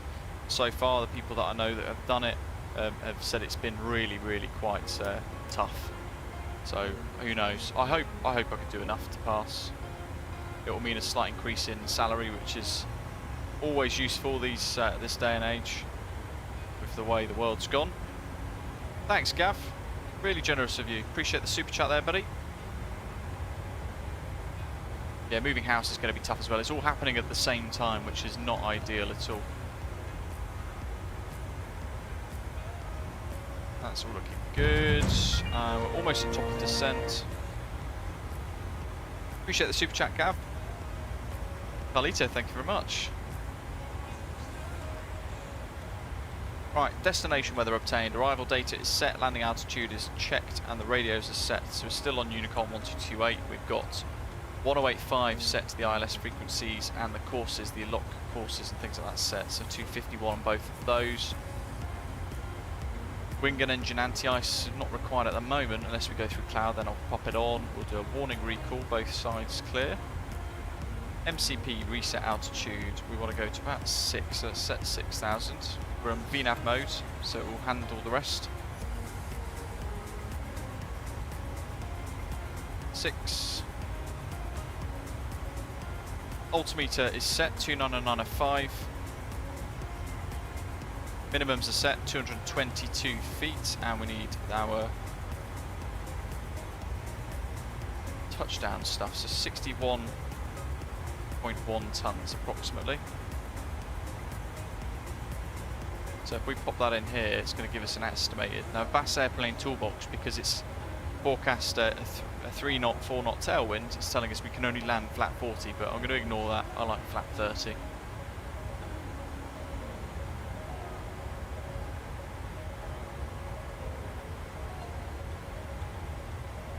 And that gives us our ref speeds, 143.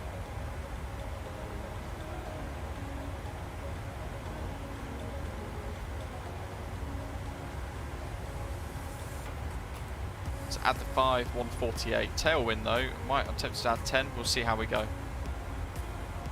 Top descent. We've got some contrails there of an aeroplane flying left to right, and that is, if I can find them on Atlanta. What is that? I think that's Delta 530. It is, going off to MRY. Or it could be Delta 146 Victor actually, going off to San Jose.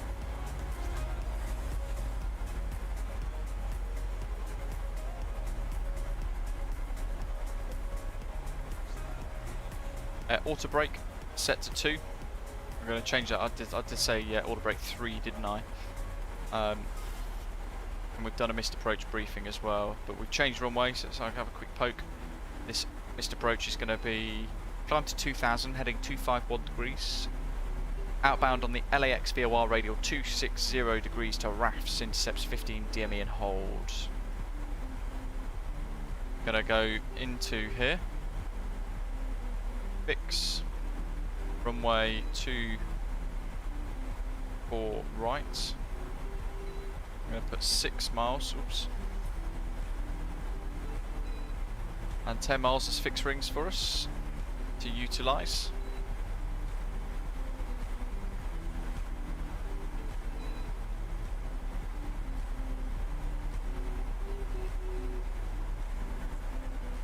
So we're going to go through transition altitude at 18,000 feet, and then we'll select the local QNH.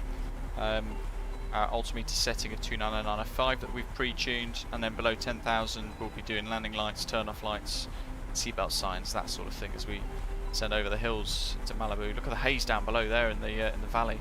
Wonderful.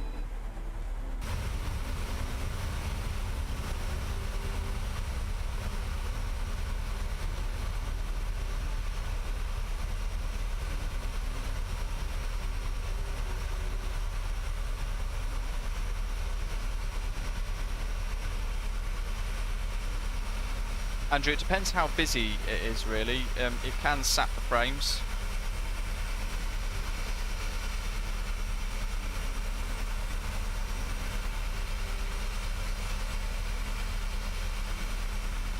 But it's free, so you could also just give it a go, see if you like it, see how you get on with it.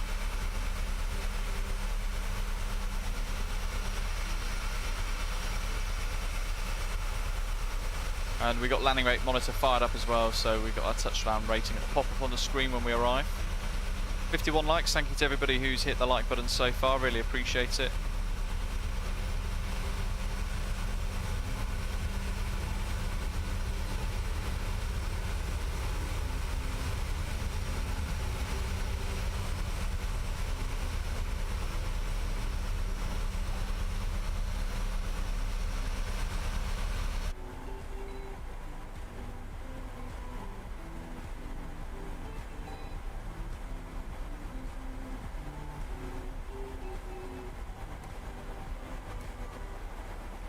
$85 miles to LAX.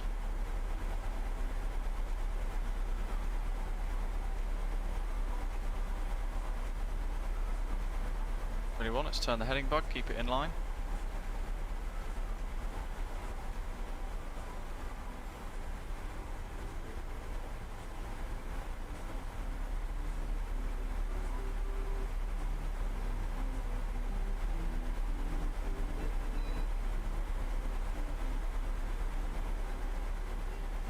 Neil's just hit top descent, a couple of minutes behind. Seems like our spacing is quite good actually, like you were saying.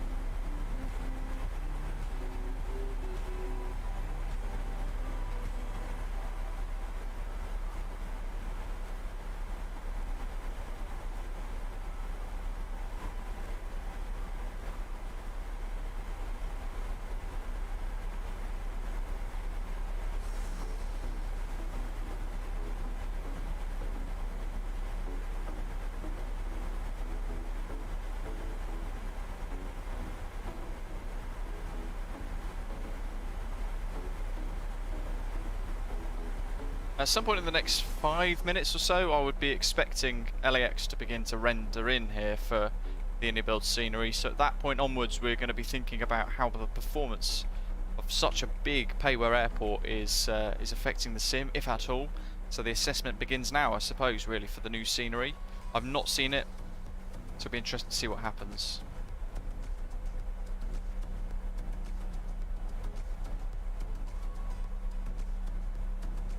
No, you can't dock, not with a tailwind. It suggests only flat 40 at that point and removes the drop down. But I kind of use Fast Airplane Toolbox as a guide and ignore the rest.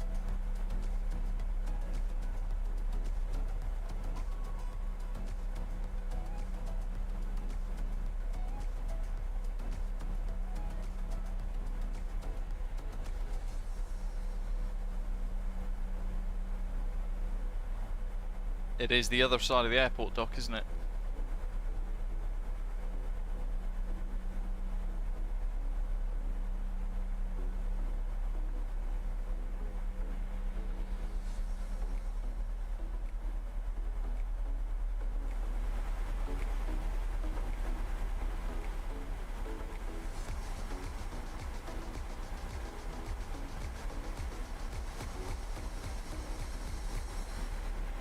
Richie, I'd imagine if they had, it would have given everybody about 3 frames per second. So I suppose I'm personally not too bothered about interior. As long as what you get is good value for money on the price point, then that for me is going to be a win. If not, maybe not. We'll see what happens when we get there. But yeah, like I said, I'm aware that there's a couple of the terminals and the buildings haven't got any interiors in them.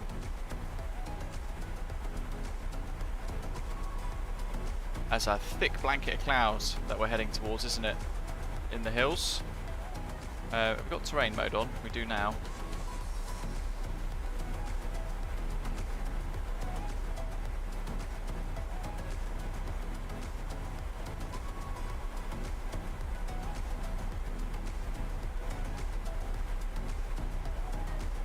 So when we get to Iron Man, we will transmit on Unicom, basically.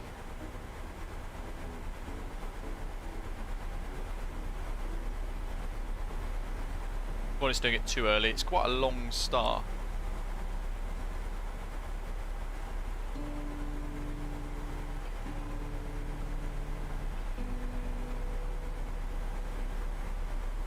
Patrick, good to hear.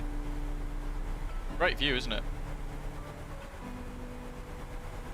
Look at that.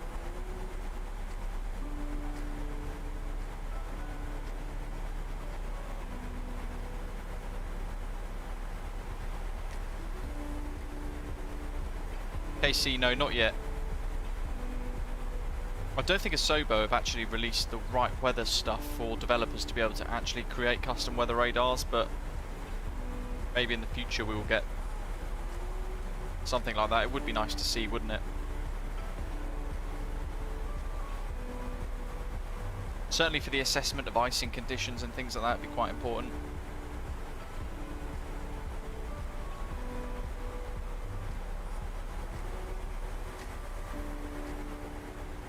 Commentator's posted a couple of screenshots in Discord. Let's have a quick look.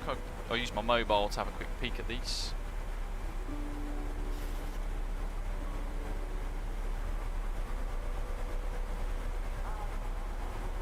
Oh wow, that's an epic screenshot.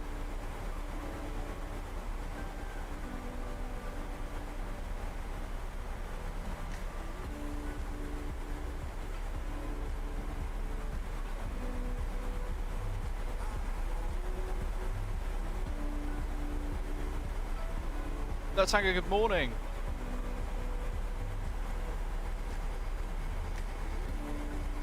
Through transition.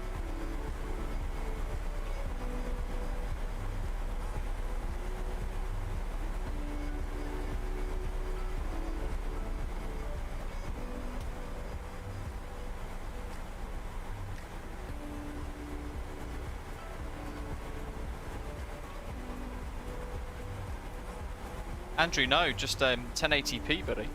Just 1080p.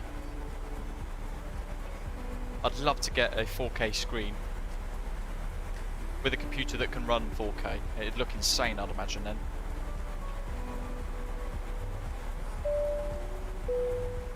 Timothy, absolutely.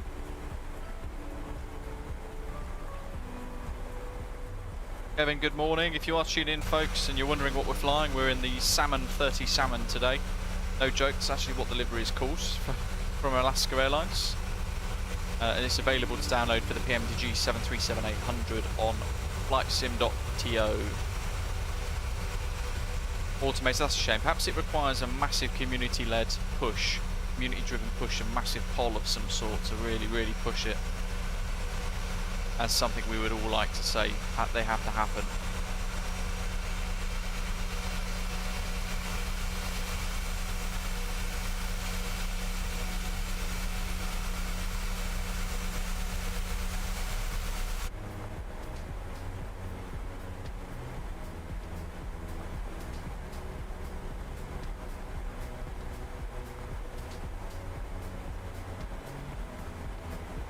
Probably another 10 minutes to landing now. Not too long to go until we, when we do shut down, we'll draw the winner. Once we've explored a bit of LAX on the ground as well, we'll draw the winner for the giveaway for somebody, one lucky subscriber to win a license of the new iniBuilds KLAX for Microsoft Flight Simulator, but only answer once, folks.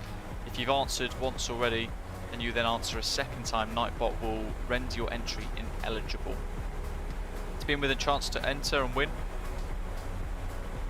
all you've got to do is make sure you've already subscribed to the channel and then answer this question. In which US state is LAX located? In which US state is Los Angeles Airport located?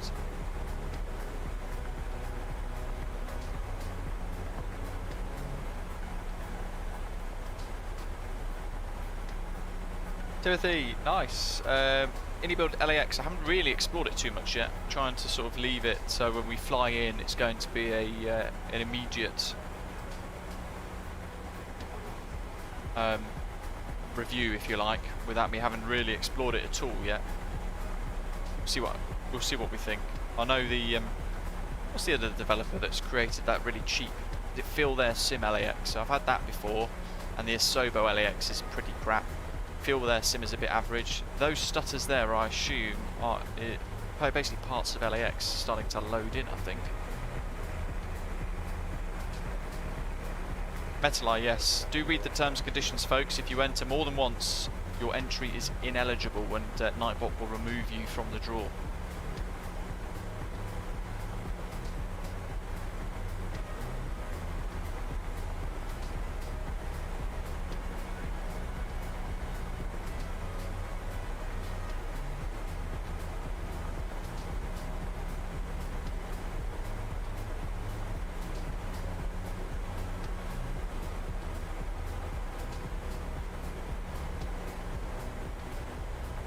Oh, I've missed Iron Man. Oh well.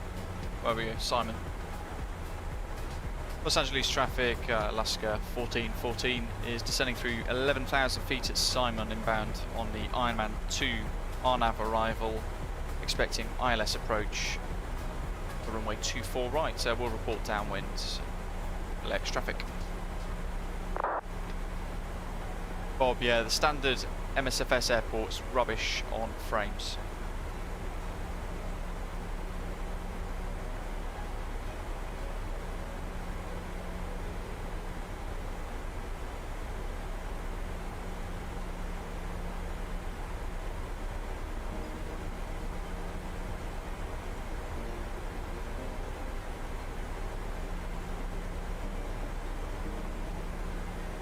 Drag required.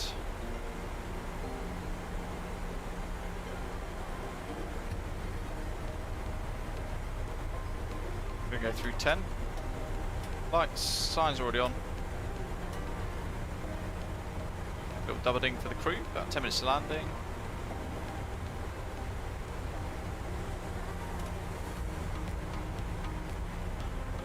Not too far now. Osprey 131 Golf. KLAX traffic. 5 nautical miles from IM 2. Will report when established on ILS KBOI.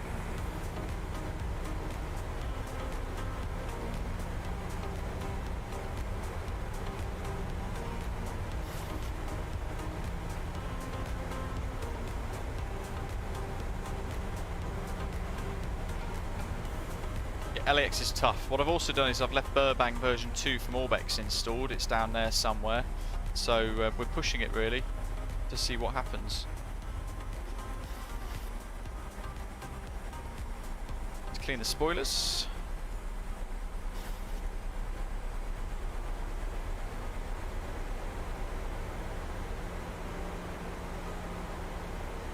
Timothy, no. Well, it depends on the situation. If you're flying into somewhere like Innsbruck, for example, and you're at very high altitude, then you'll likely turn the APU on towards the latter part of the descent, and then you would change the bleeds across to the APU so that you get a bit more power from the engines. And again, it also depends on what aircraft you're flying.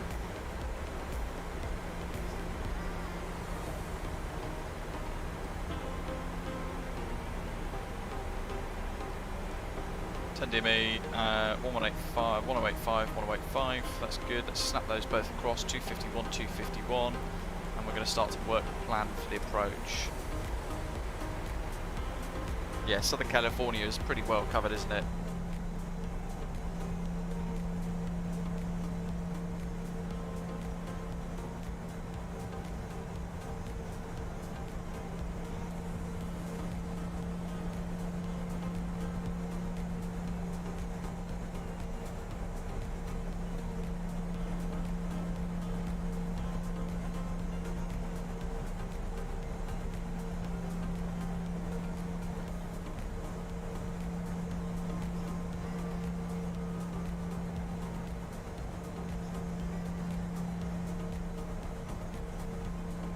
Norwich should be a good one, Apps this gaming, yeah.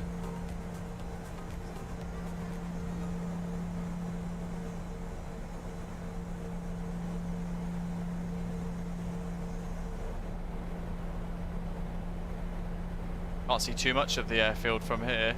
LAX is under this massive sheet of cloud.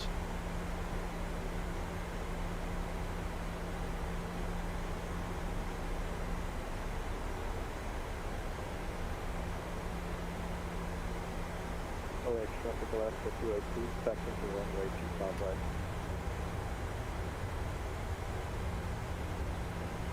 Obi's there.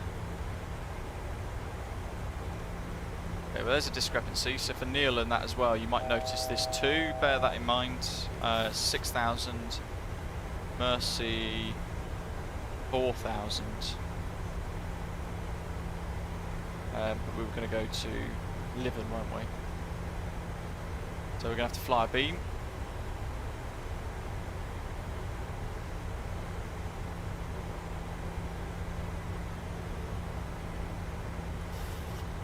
Los Angeles traffic, Alaska 1414 is downwind towards Gaddo, 6,000 feet.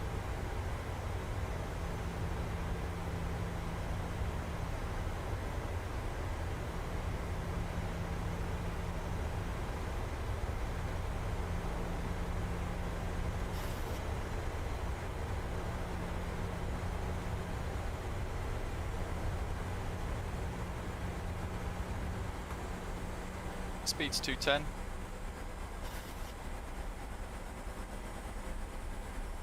Peaks terrain 6,100 nearby. We'll have to keep an eye on that. We can't really see, we're using the radar.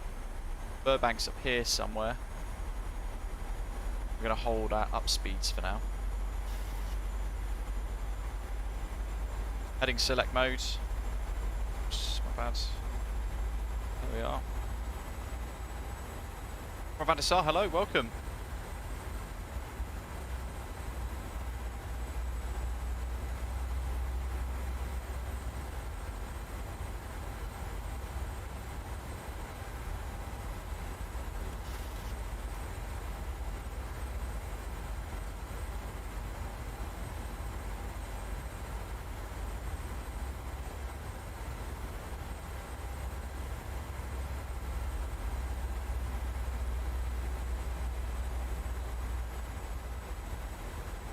Don't think we're going to need the speed brake anymore, so I'm going to arm the speed brake now.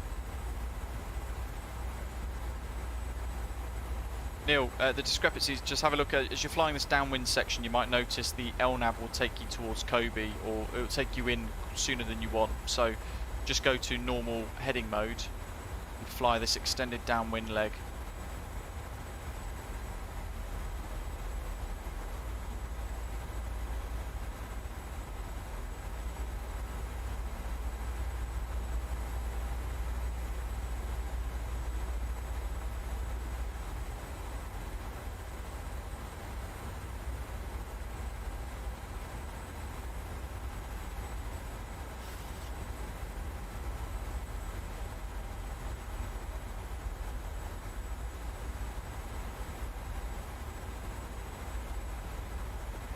TCAS blip there, it's just disappeared.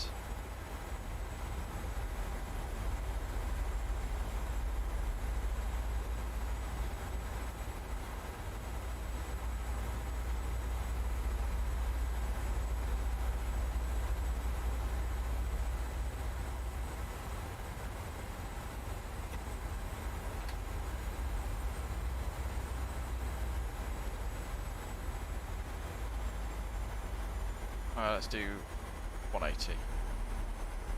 800 foot per minute.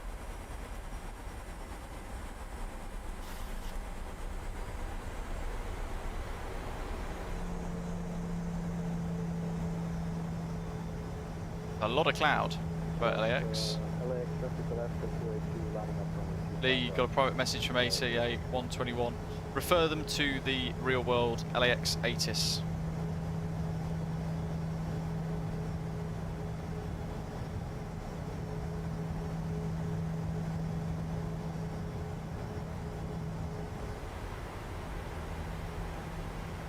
Train peak's gone red for the highest nearby at 8,000.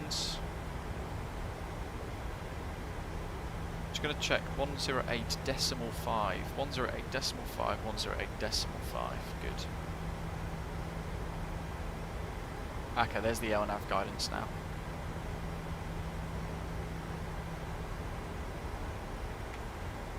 LAX traffic Alaska 282 departing runway 259.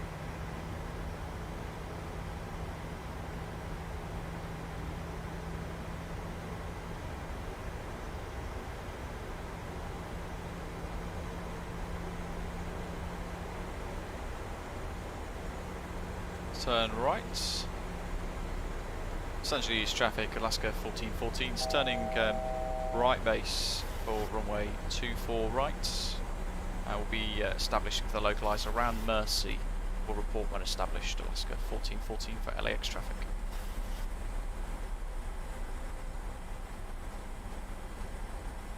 And LAX traffic, FedEx 2800 is extending their downwind with a high alert to 5 left.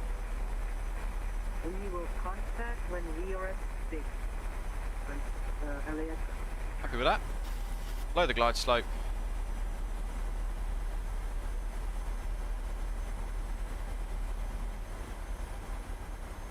Two four right.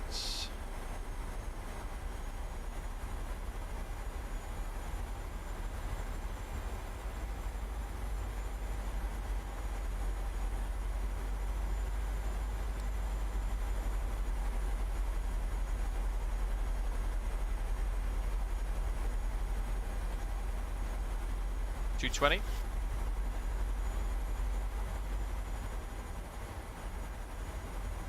Holding at 4,000, 180 knots. And now we're going to arm approach mode. Now we're expecting low visibility for a little while. So we can see the lock is armed and the glide slope is armed as well. That lateral guidance is now alive, it's moving, so the aeroplane will be looking to intercept any second with a turn onto the localizer. There we go. Into the cloud now as well, and the glide slope starting to come alive. We're going to go CMD-A engage.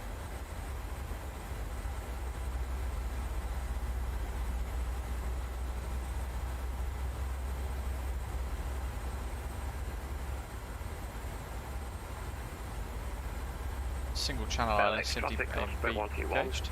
Golf is at 11 and turning 252 to establish on the ILS. Los Angeles traffic, Alaska 1414. It's established ILS runway 24 right, 15 miles overhead, Mercy.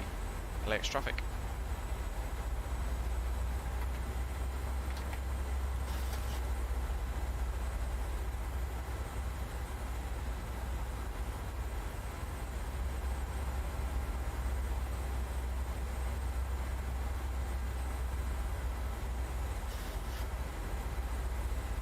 Dare I say, this approach is actually giving the sim more to do because it's having to render in all this crazy weather. I'm going to go to 160 till 4.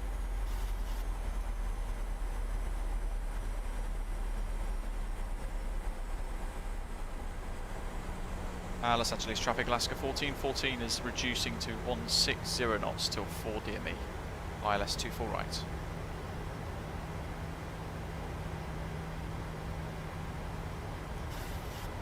Into the clouds. We'll put a bit of wing anti-ice here on.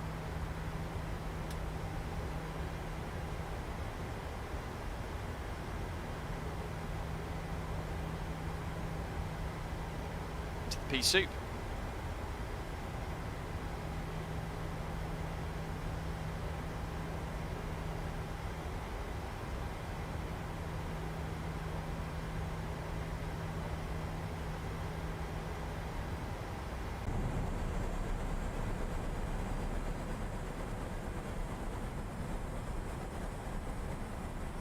Pretty epic, look at that.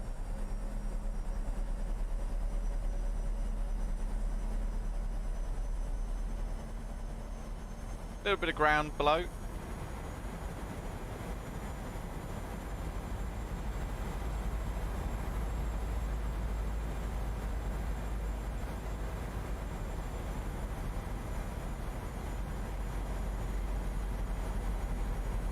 Good, a warning there, TI. 160. 149.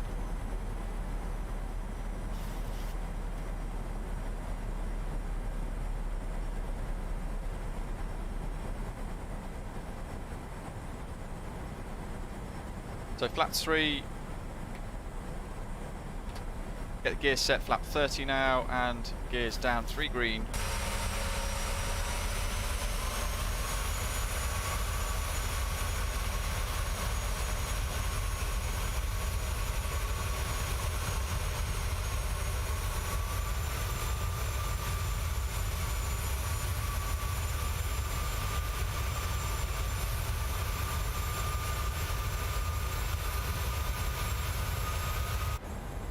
Here we go, Los Angeles Airport by iniBuilds. I think that could well be part of the scenery as well, because I don't, yeah, look at these. SoFi Stadium, home of the LA Rams. Okay, we've got visual of the runway. At that 1,000 feet as always, we'll hand fly it in, because why not? 149, we'll set this to 2, which is our missed approach altitude. And LAX traffic, FedEx 2800 is now on the base to 5 left. Water throttle off. LAX traffic. 1,000. Osprey 131, Golf is fully established, LS 5 right, 5 miles to go. Sorry, What? 24 right, 5 miles to go. Ooh. Hopefully he's going a bit slower. Autopilot off.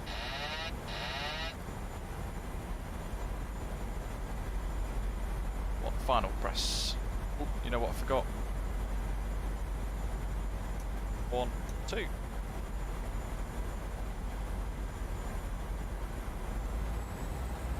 Little boost of the power there just to help with our rate of descent.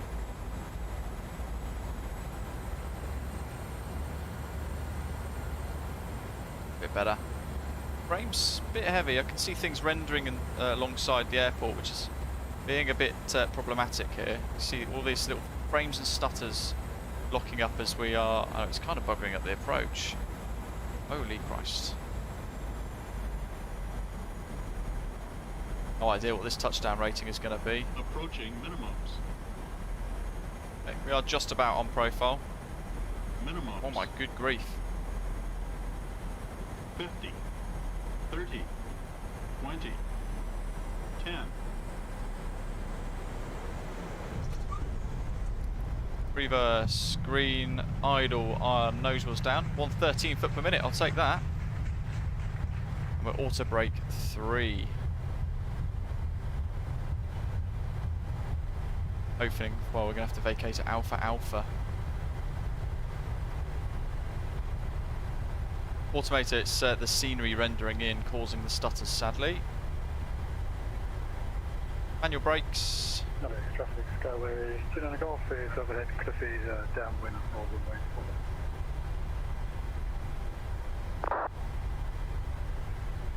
Not too bad considering the Los Angeles stutter. traffic, Southwest 2472 is overhead Gatto, extending down to Livin, and then we'll turn for our approach to runway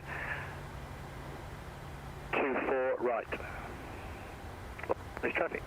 Alaska 1414 is vacated, runway 24 right at Alpha, crossing 24 left.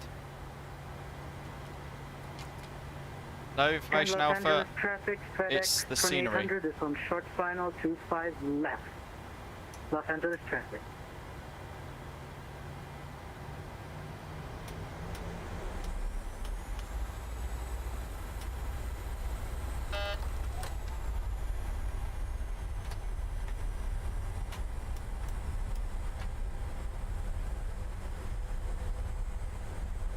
Yeah, precast set ultra. LA traffic, Osprey 131 Golf is clear of runway. So we'll follow the field taxi route actually. We'll do Alpha. Los Angeles traffic, Alaska 1414, taxi to gate 60 via Alpha, Bravo, Juliet, Charlie 8. Los Angeles traffic.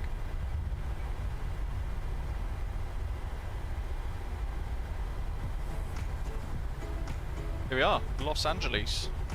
The new iniBuilds scenery.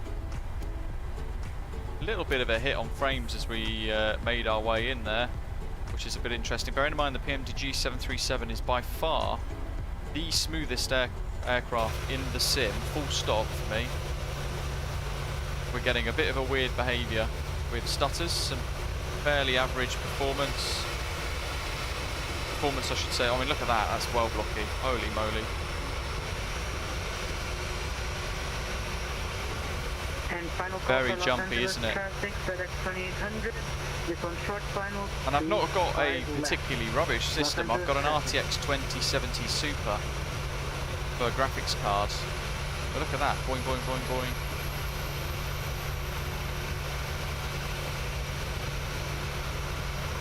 But visually, the airport looks absolutely stunning at the moment. Go back to this inside view.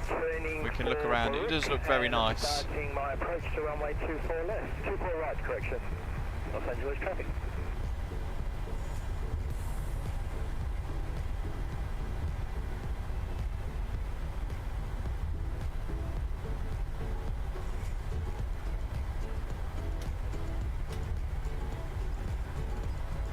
For goodness sake, ready up, Toby eye tracker.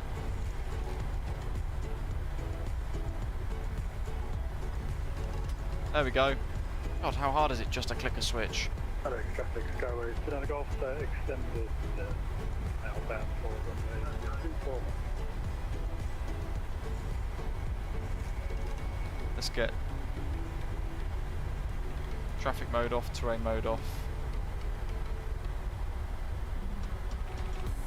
Let's change the plan. We'll do Charlie because I know somebody's landing on 24 right at the moment. So they might clash with us a little bit. Ground textures look very, very nice. Bearing in mind it's hazy conditions as well. But all this looks pretty good. Alright, so my clouds on Ultra. That's a very good question actually. Metal Eye, my VRAM. Could be. Yeah, it could be. Is it 8 gigabytes of VRAM? There's the specs in the live chat. It's not an awful, it's not an average, you know, I would say fairly average spec. My CPU is usually what is the bottleneck on my system anyway. That's the only thing, the only caveat. But again, it's not a rubbish CPU, so These are big sceneries that demand a lot from a computer.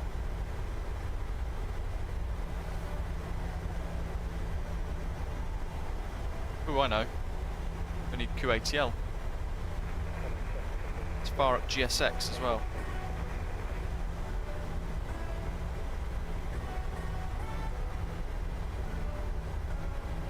So when you start QATL, just give it a minute. I mentioned it before, but certainly with these big airports, you want to wait for it to create the cache. LAX traffic, FedEx Then open 2800 it. has vacated 25 left. Gates. Dreamliner there.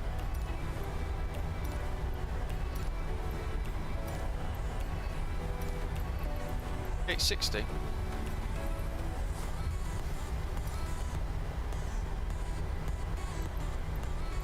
Ah, Alaska Airlines, yes please.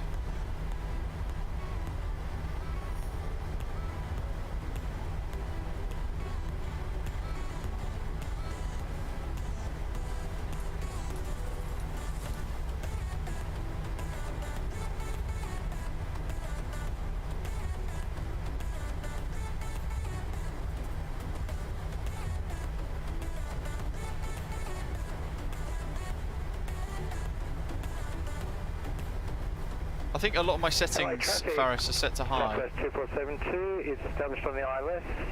14-mile final. Los Angeles traffic.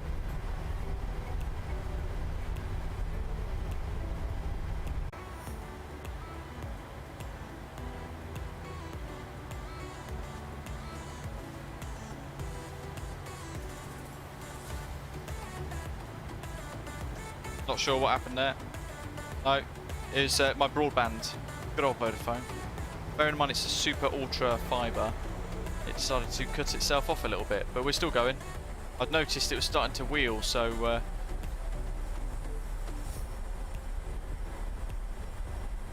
here we are. I didn't want to then commit through this taxiway. That's got to be an A380 parking stand there. Look how high that jetty is, holy moly. Yeah, 900 megasecond though, crazy isn't it? Apparently it's can't quite handle LAX. Oh dear. Yeah, stream's back. There's a little temporary outage there for some reason, not sure why. 2800 correction, crossing 25 right. So LAX Charlie 10. traffic. Charlie 9 coming up.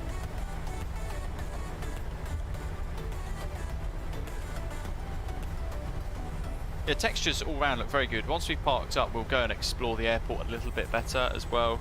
Quite a lot to go and see. Charlie 9. Traffic, FedEx 2800 has But even now, vacated as we're getting 25 through to the actual depths of this bit of scenery holding here, short look at the stutters that we're getting. for 25 left. LA traffic, Southwest 1052, takeoff runway 24 left, Los Angeles. We got these little stutters going Los on. Angeles traffic, Southwestern 2472 is on 5 nautical miles short final, runway 24 right. Steve Los Sim Angeles Station, traffic. not sure to be honest, buddy. I think maybe in the next And couple of Los Angeles months. traffic, FedEx 2800 is Mid-November crossing maybe, I 25 guess. left. Los Pop Angeles taxi traffic. lights off. 60s right down here. At the bottom. Bar truck there ready to welcome us with a water salute. I mean, look at that. Very cool. We are in DX11 mode, Metal Eye. And LAX traffic, FedEx 2800 has vacated only 25 left. LAX.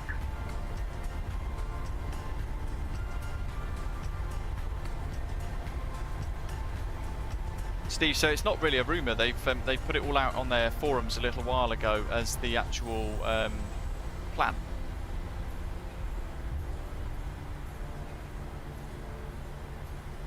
Hold on a second. 54.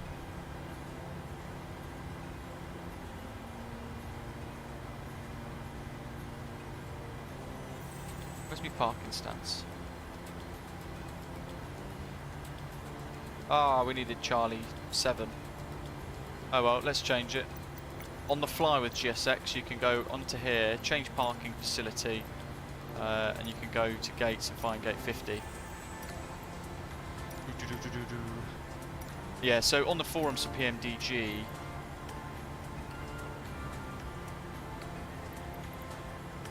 going to tell me it's too small for the aircraft. Handling by American Airlines. That one handling by American Airlines.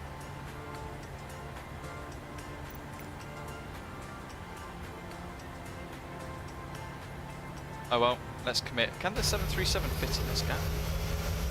No, I don't think it can. We'll use 61. We'll use GSX again to change it on the fly.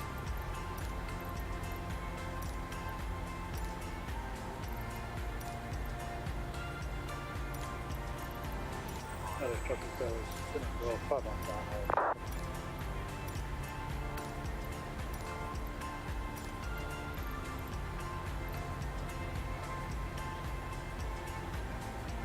What?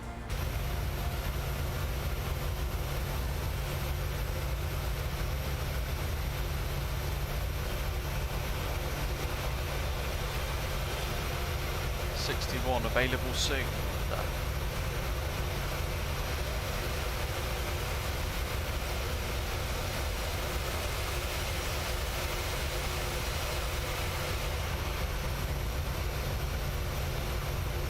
I know what we're going to do.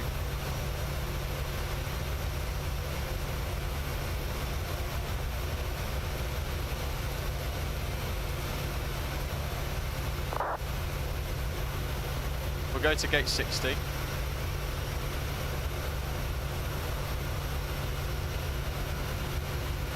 Do a UE.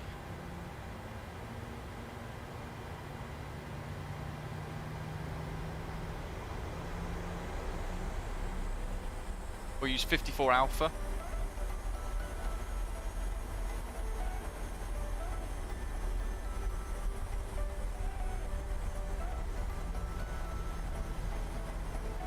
That stutter's completely thrown me off. I ended up losing track of our routing there. Look at that, they wouldn't even notice. Fantastic. Follow the greens. Ian, no worries. Have you got the same scenery by any chance?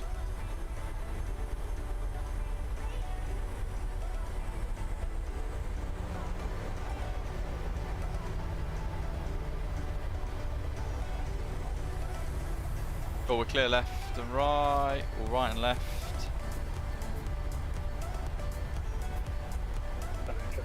Sure do, Ian. So I wonder if it's something to do with the scenery pushing your computer too much then, and it's then hung the sim.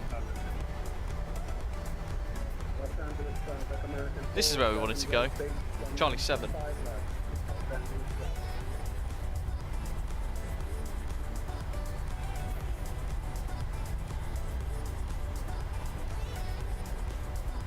Chelsea Catering. There we are, down the bottom. See the baggage trucks ready.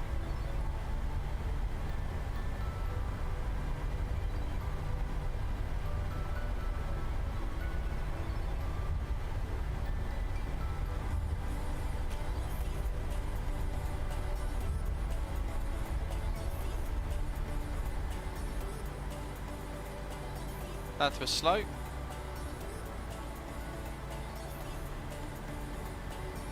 Stand 60.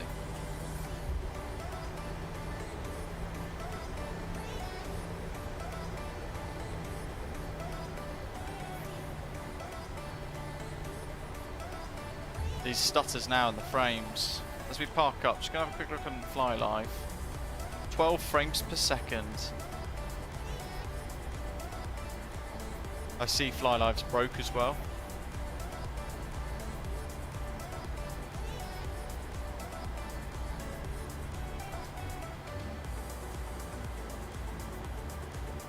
It's almost impossible with the frames to get this right.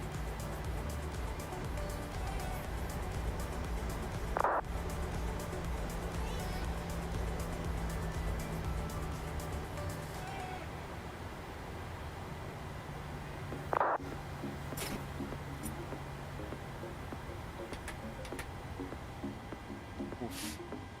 4 frames. Oh, she bowed. She parked me, not me. Blame her. Right, they're all off.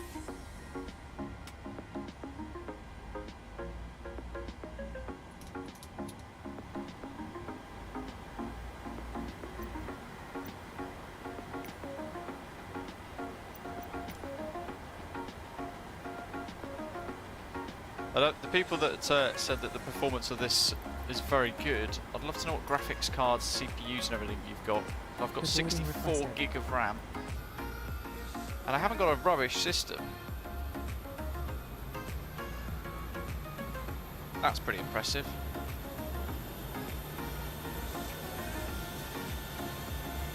There we are, this is Salmon 30 Salmon.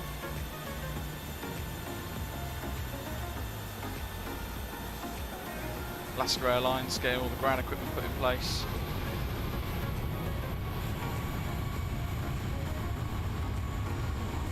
Huge airport, isn't it? Just seen Alaska touchdown over there. We just reduced the camera speed a bit, I think. There we are. Right, what have we got? Good grief. So for what we can see so far, the bits we have seen, performance, struggling. Passengers deploying side. I mean, look at that for stutters and all sorts of stuff. Craziness. It is a big scenery though, a very, very big scenery. The textures of the ground look fantastic. The textures of the terminal building look very nice. Just performance is shocking. Bearing in mind, Brussels, for example, got an interior. All these animations and things, it's buttery, silky smooth. The scenery, and just as I was thinking that was an interior there, it's not. It's just a very clever, dynamic picture.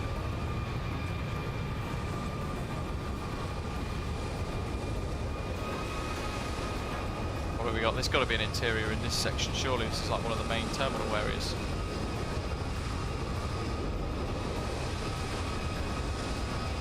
There we go.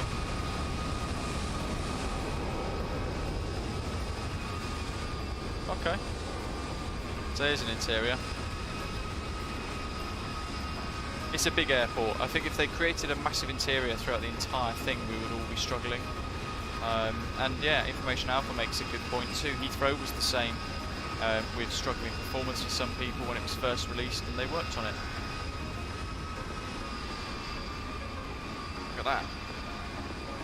It's a pretty impressive structure.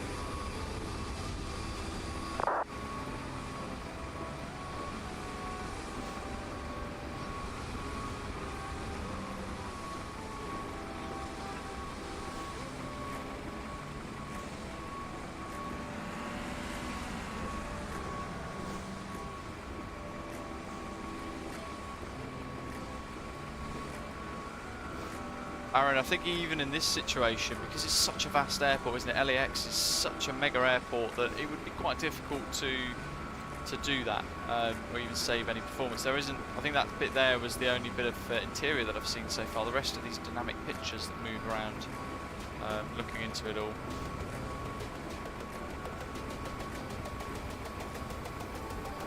I mean, the depth of detail looking across the airport as we're buzzing over the top of the terminal buildings and drone camera is pretty impressive. Nice to see they've done elements of the road network as well. Where's the LAX sign? Got to find that.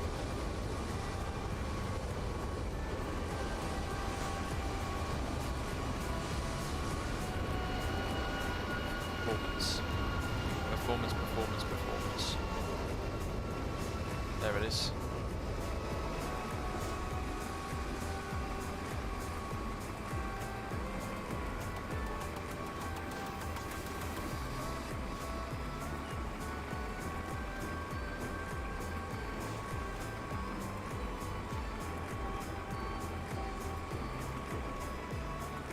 That's a bit wild looking.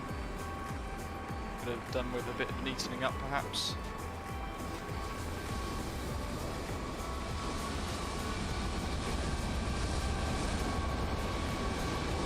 There she is. It's an impressive structure, isn't it, when you're looking at the scenery from a distance. It looks pretty cool. Yeah, we'll go and look at the control tower in a little while. I want to go and find the in and out first. I'm trying to think where it is.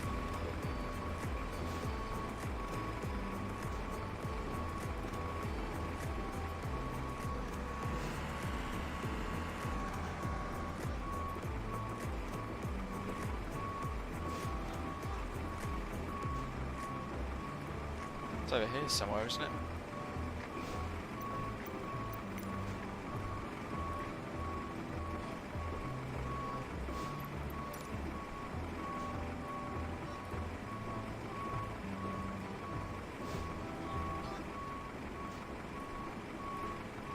In-N-Out Burger. I'm sure it's somewhere around here. Is it modelled in?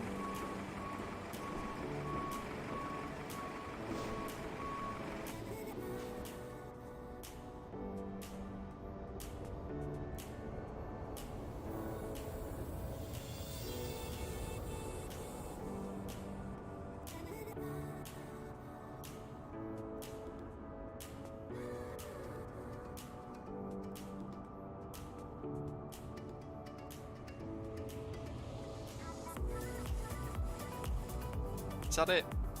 I've spotted it. I'm trying to remember from years ago. I've not been to LA for many years. That's a Shell garage. CarMax. Where is it? It's definitely here somewhere.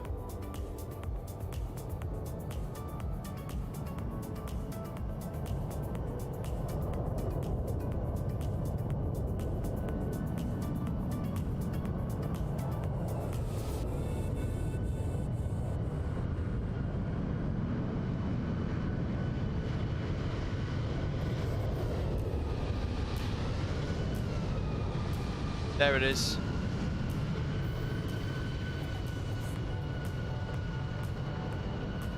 No, is that it?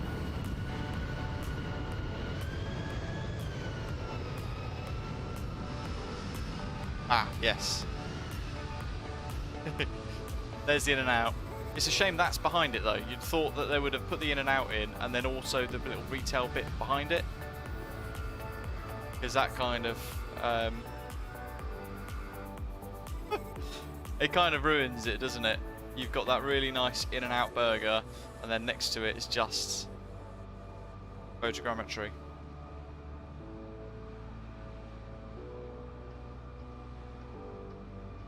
William, no idea to be honest. What do you guys think?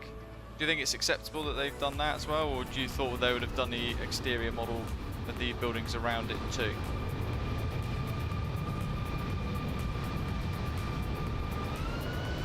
And then the other thing we've got to go and check out is the tower. Somebody mentioned earlier on, tower's models. It's a beautiful airport.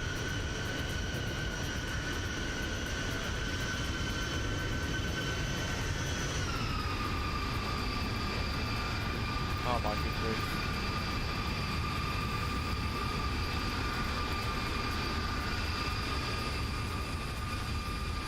That's pretty cool.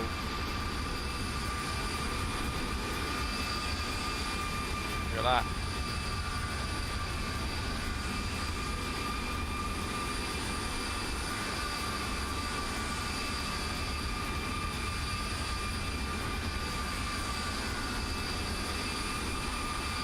So all in all, we've just buzzed around and explored elements of it, key elements of the airport scenery. Performance is really struggling for me, although I am streaming at the same time, which doesn't always help.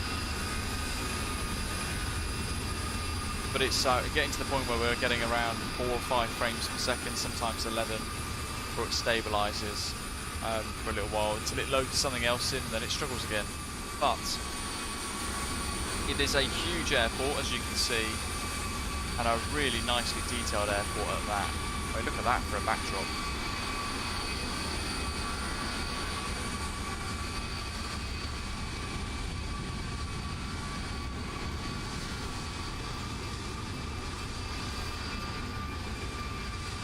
We draw the winner. We'll see who's won a copy of this airport scenery, courtesy of iniBuilds.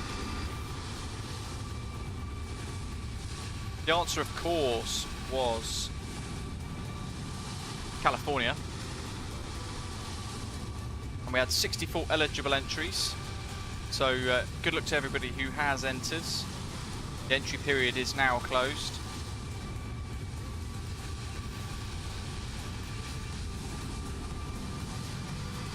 And the winner is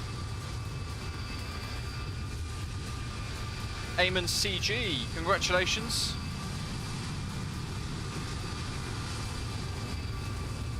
You've won a copy of this iniBuilds Los Angeles airport scenery for Microsoft Flight Simulator. You've got 24 hours to claim it. Even if you are in the live chat at the moment and you say you're here, do drop me a message, DM on Discord, or indeed via email, brishavgeek1@gmail.com to claim the prize, or it'll be re-rolled. Congratulations to Eamon CG, there he is in the live chat, fantastic, congratulations.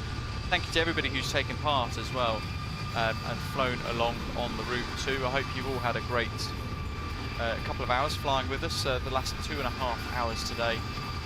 Thank you to everybody who's hit the like button, and Gav for dropping a super chat as always as well. Really generous supporting the stream with your tips and donations. If you're new, please do hit the subscribe button down below. Keep an eye out on the channel. We're going to be doing some more live previews slash new streams with some new airport sceneries over the next couple of days. But I am off now for another night shift, sadly. 13, 14 hours of degradation of health, basically. Thank you very much for watching. I hope you've enjoyed it, and I'll see you very soon. Take care. Thanks for watching.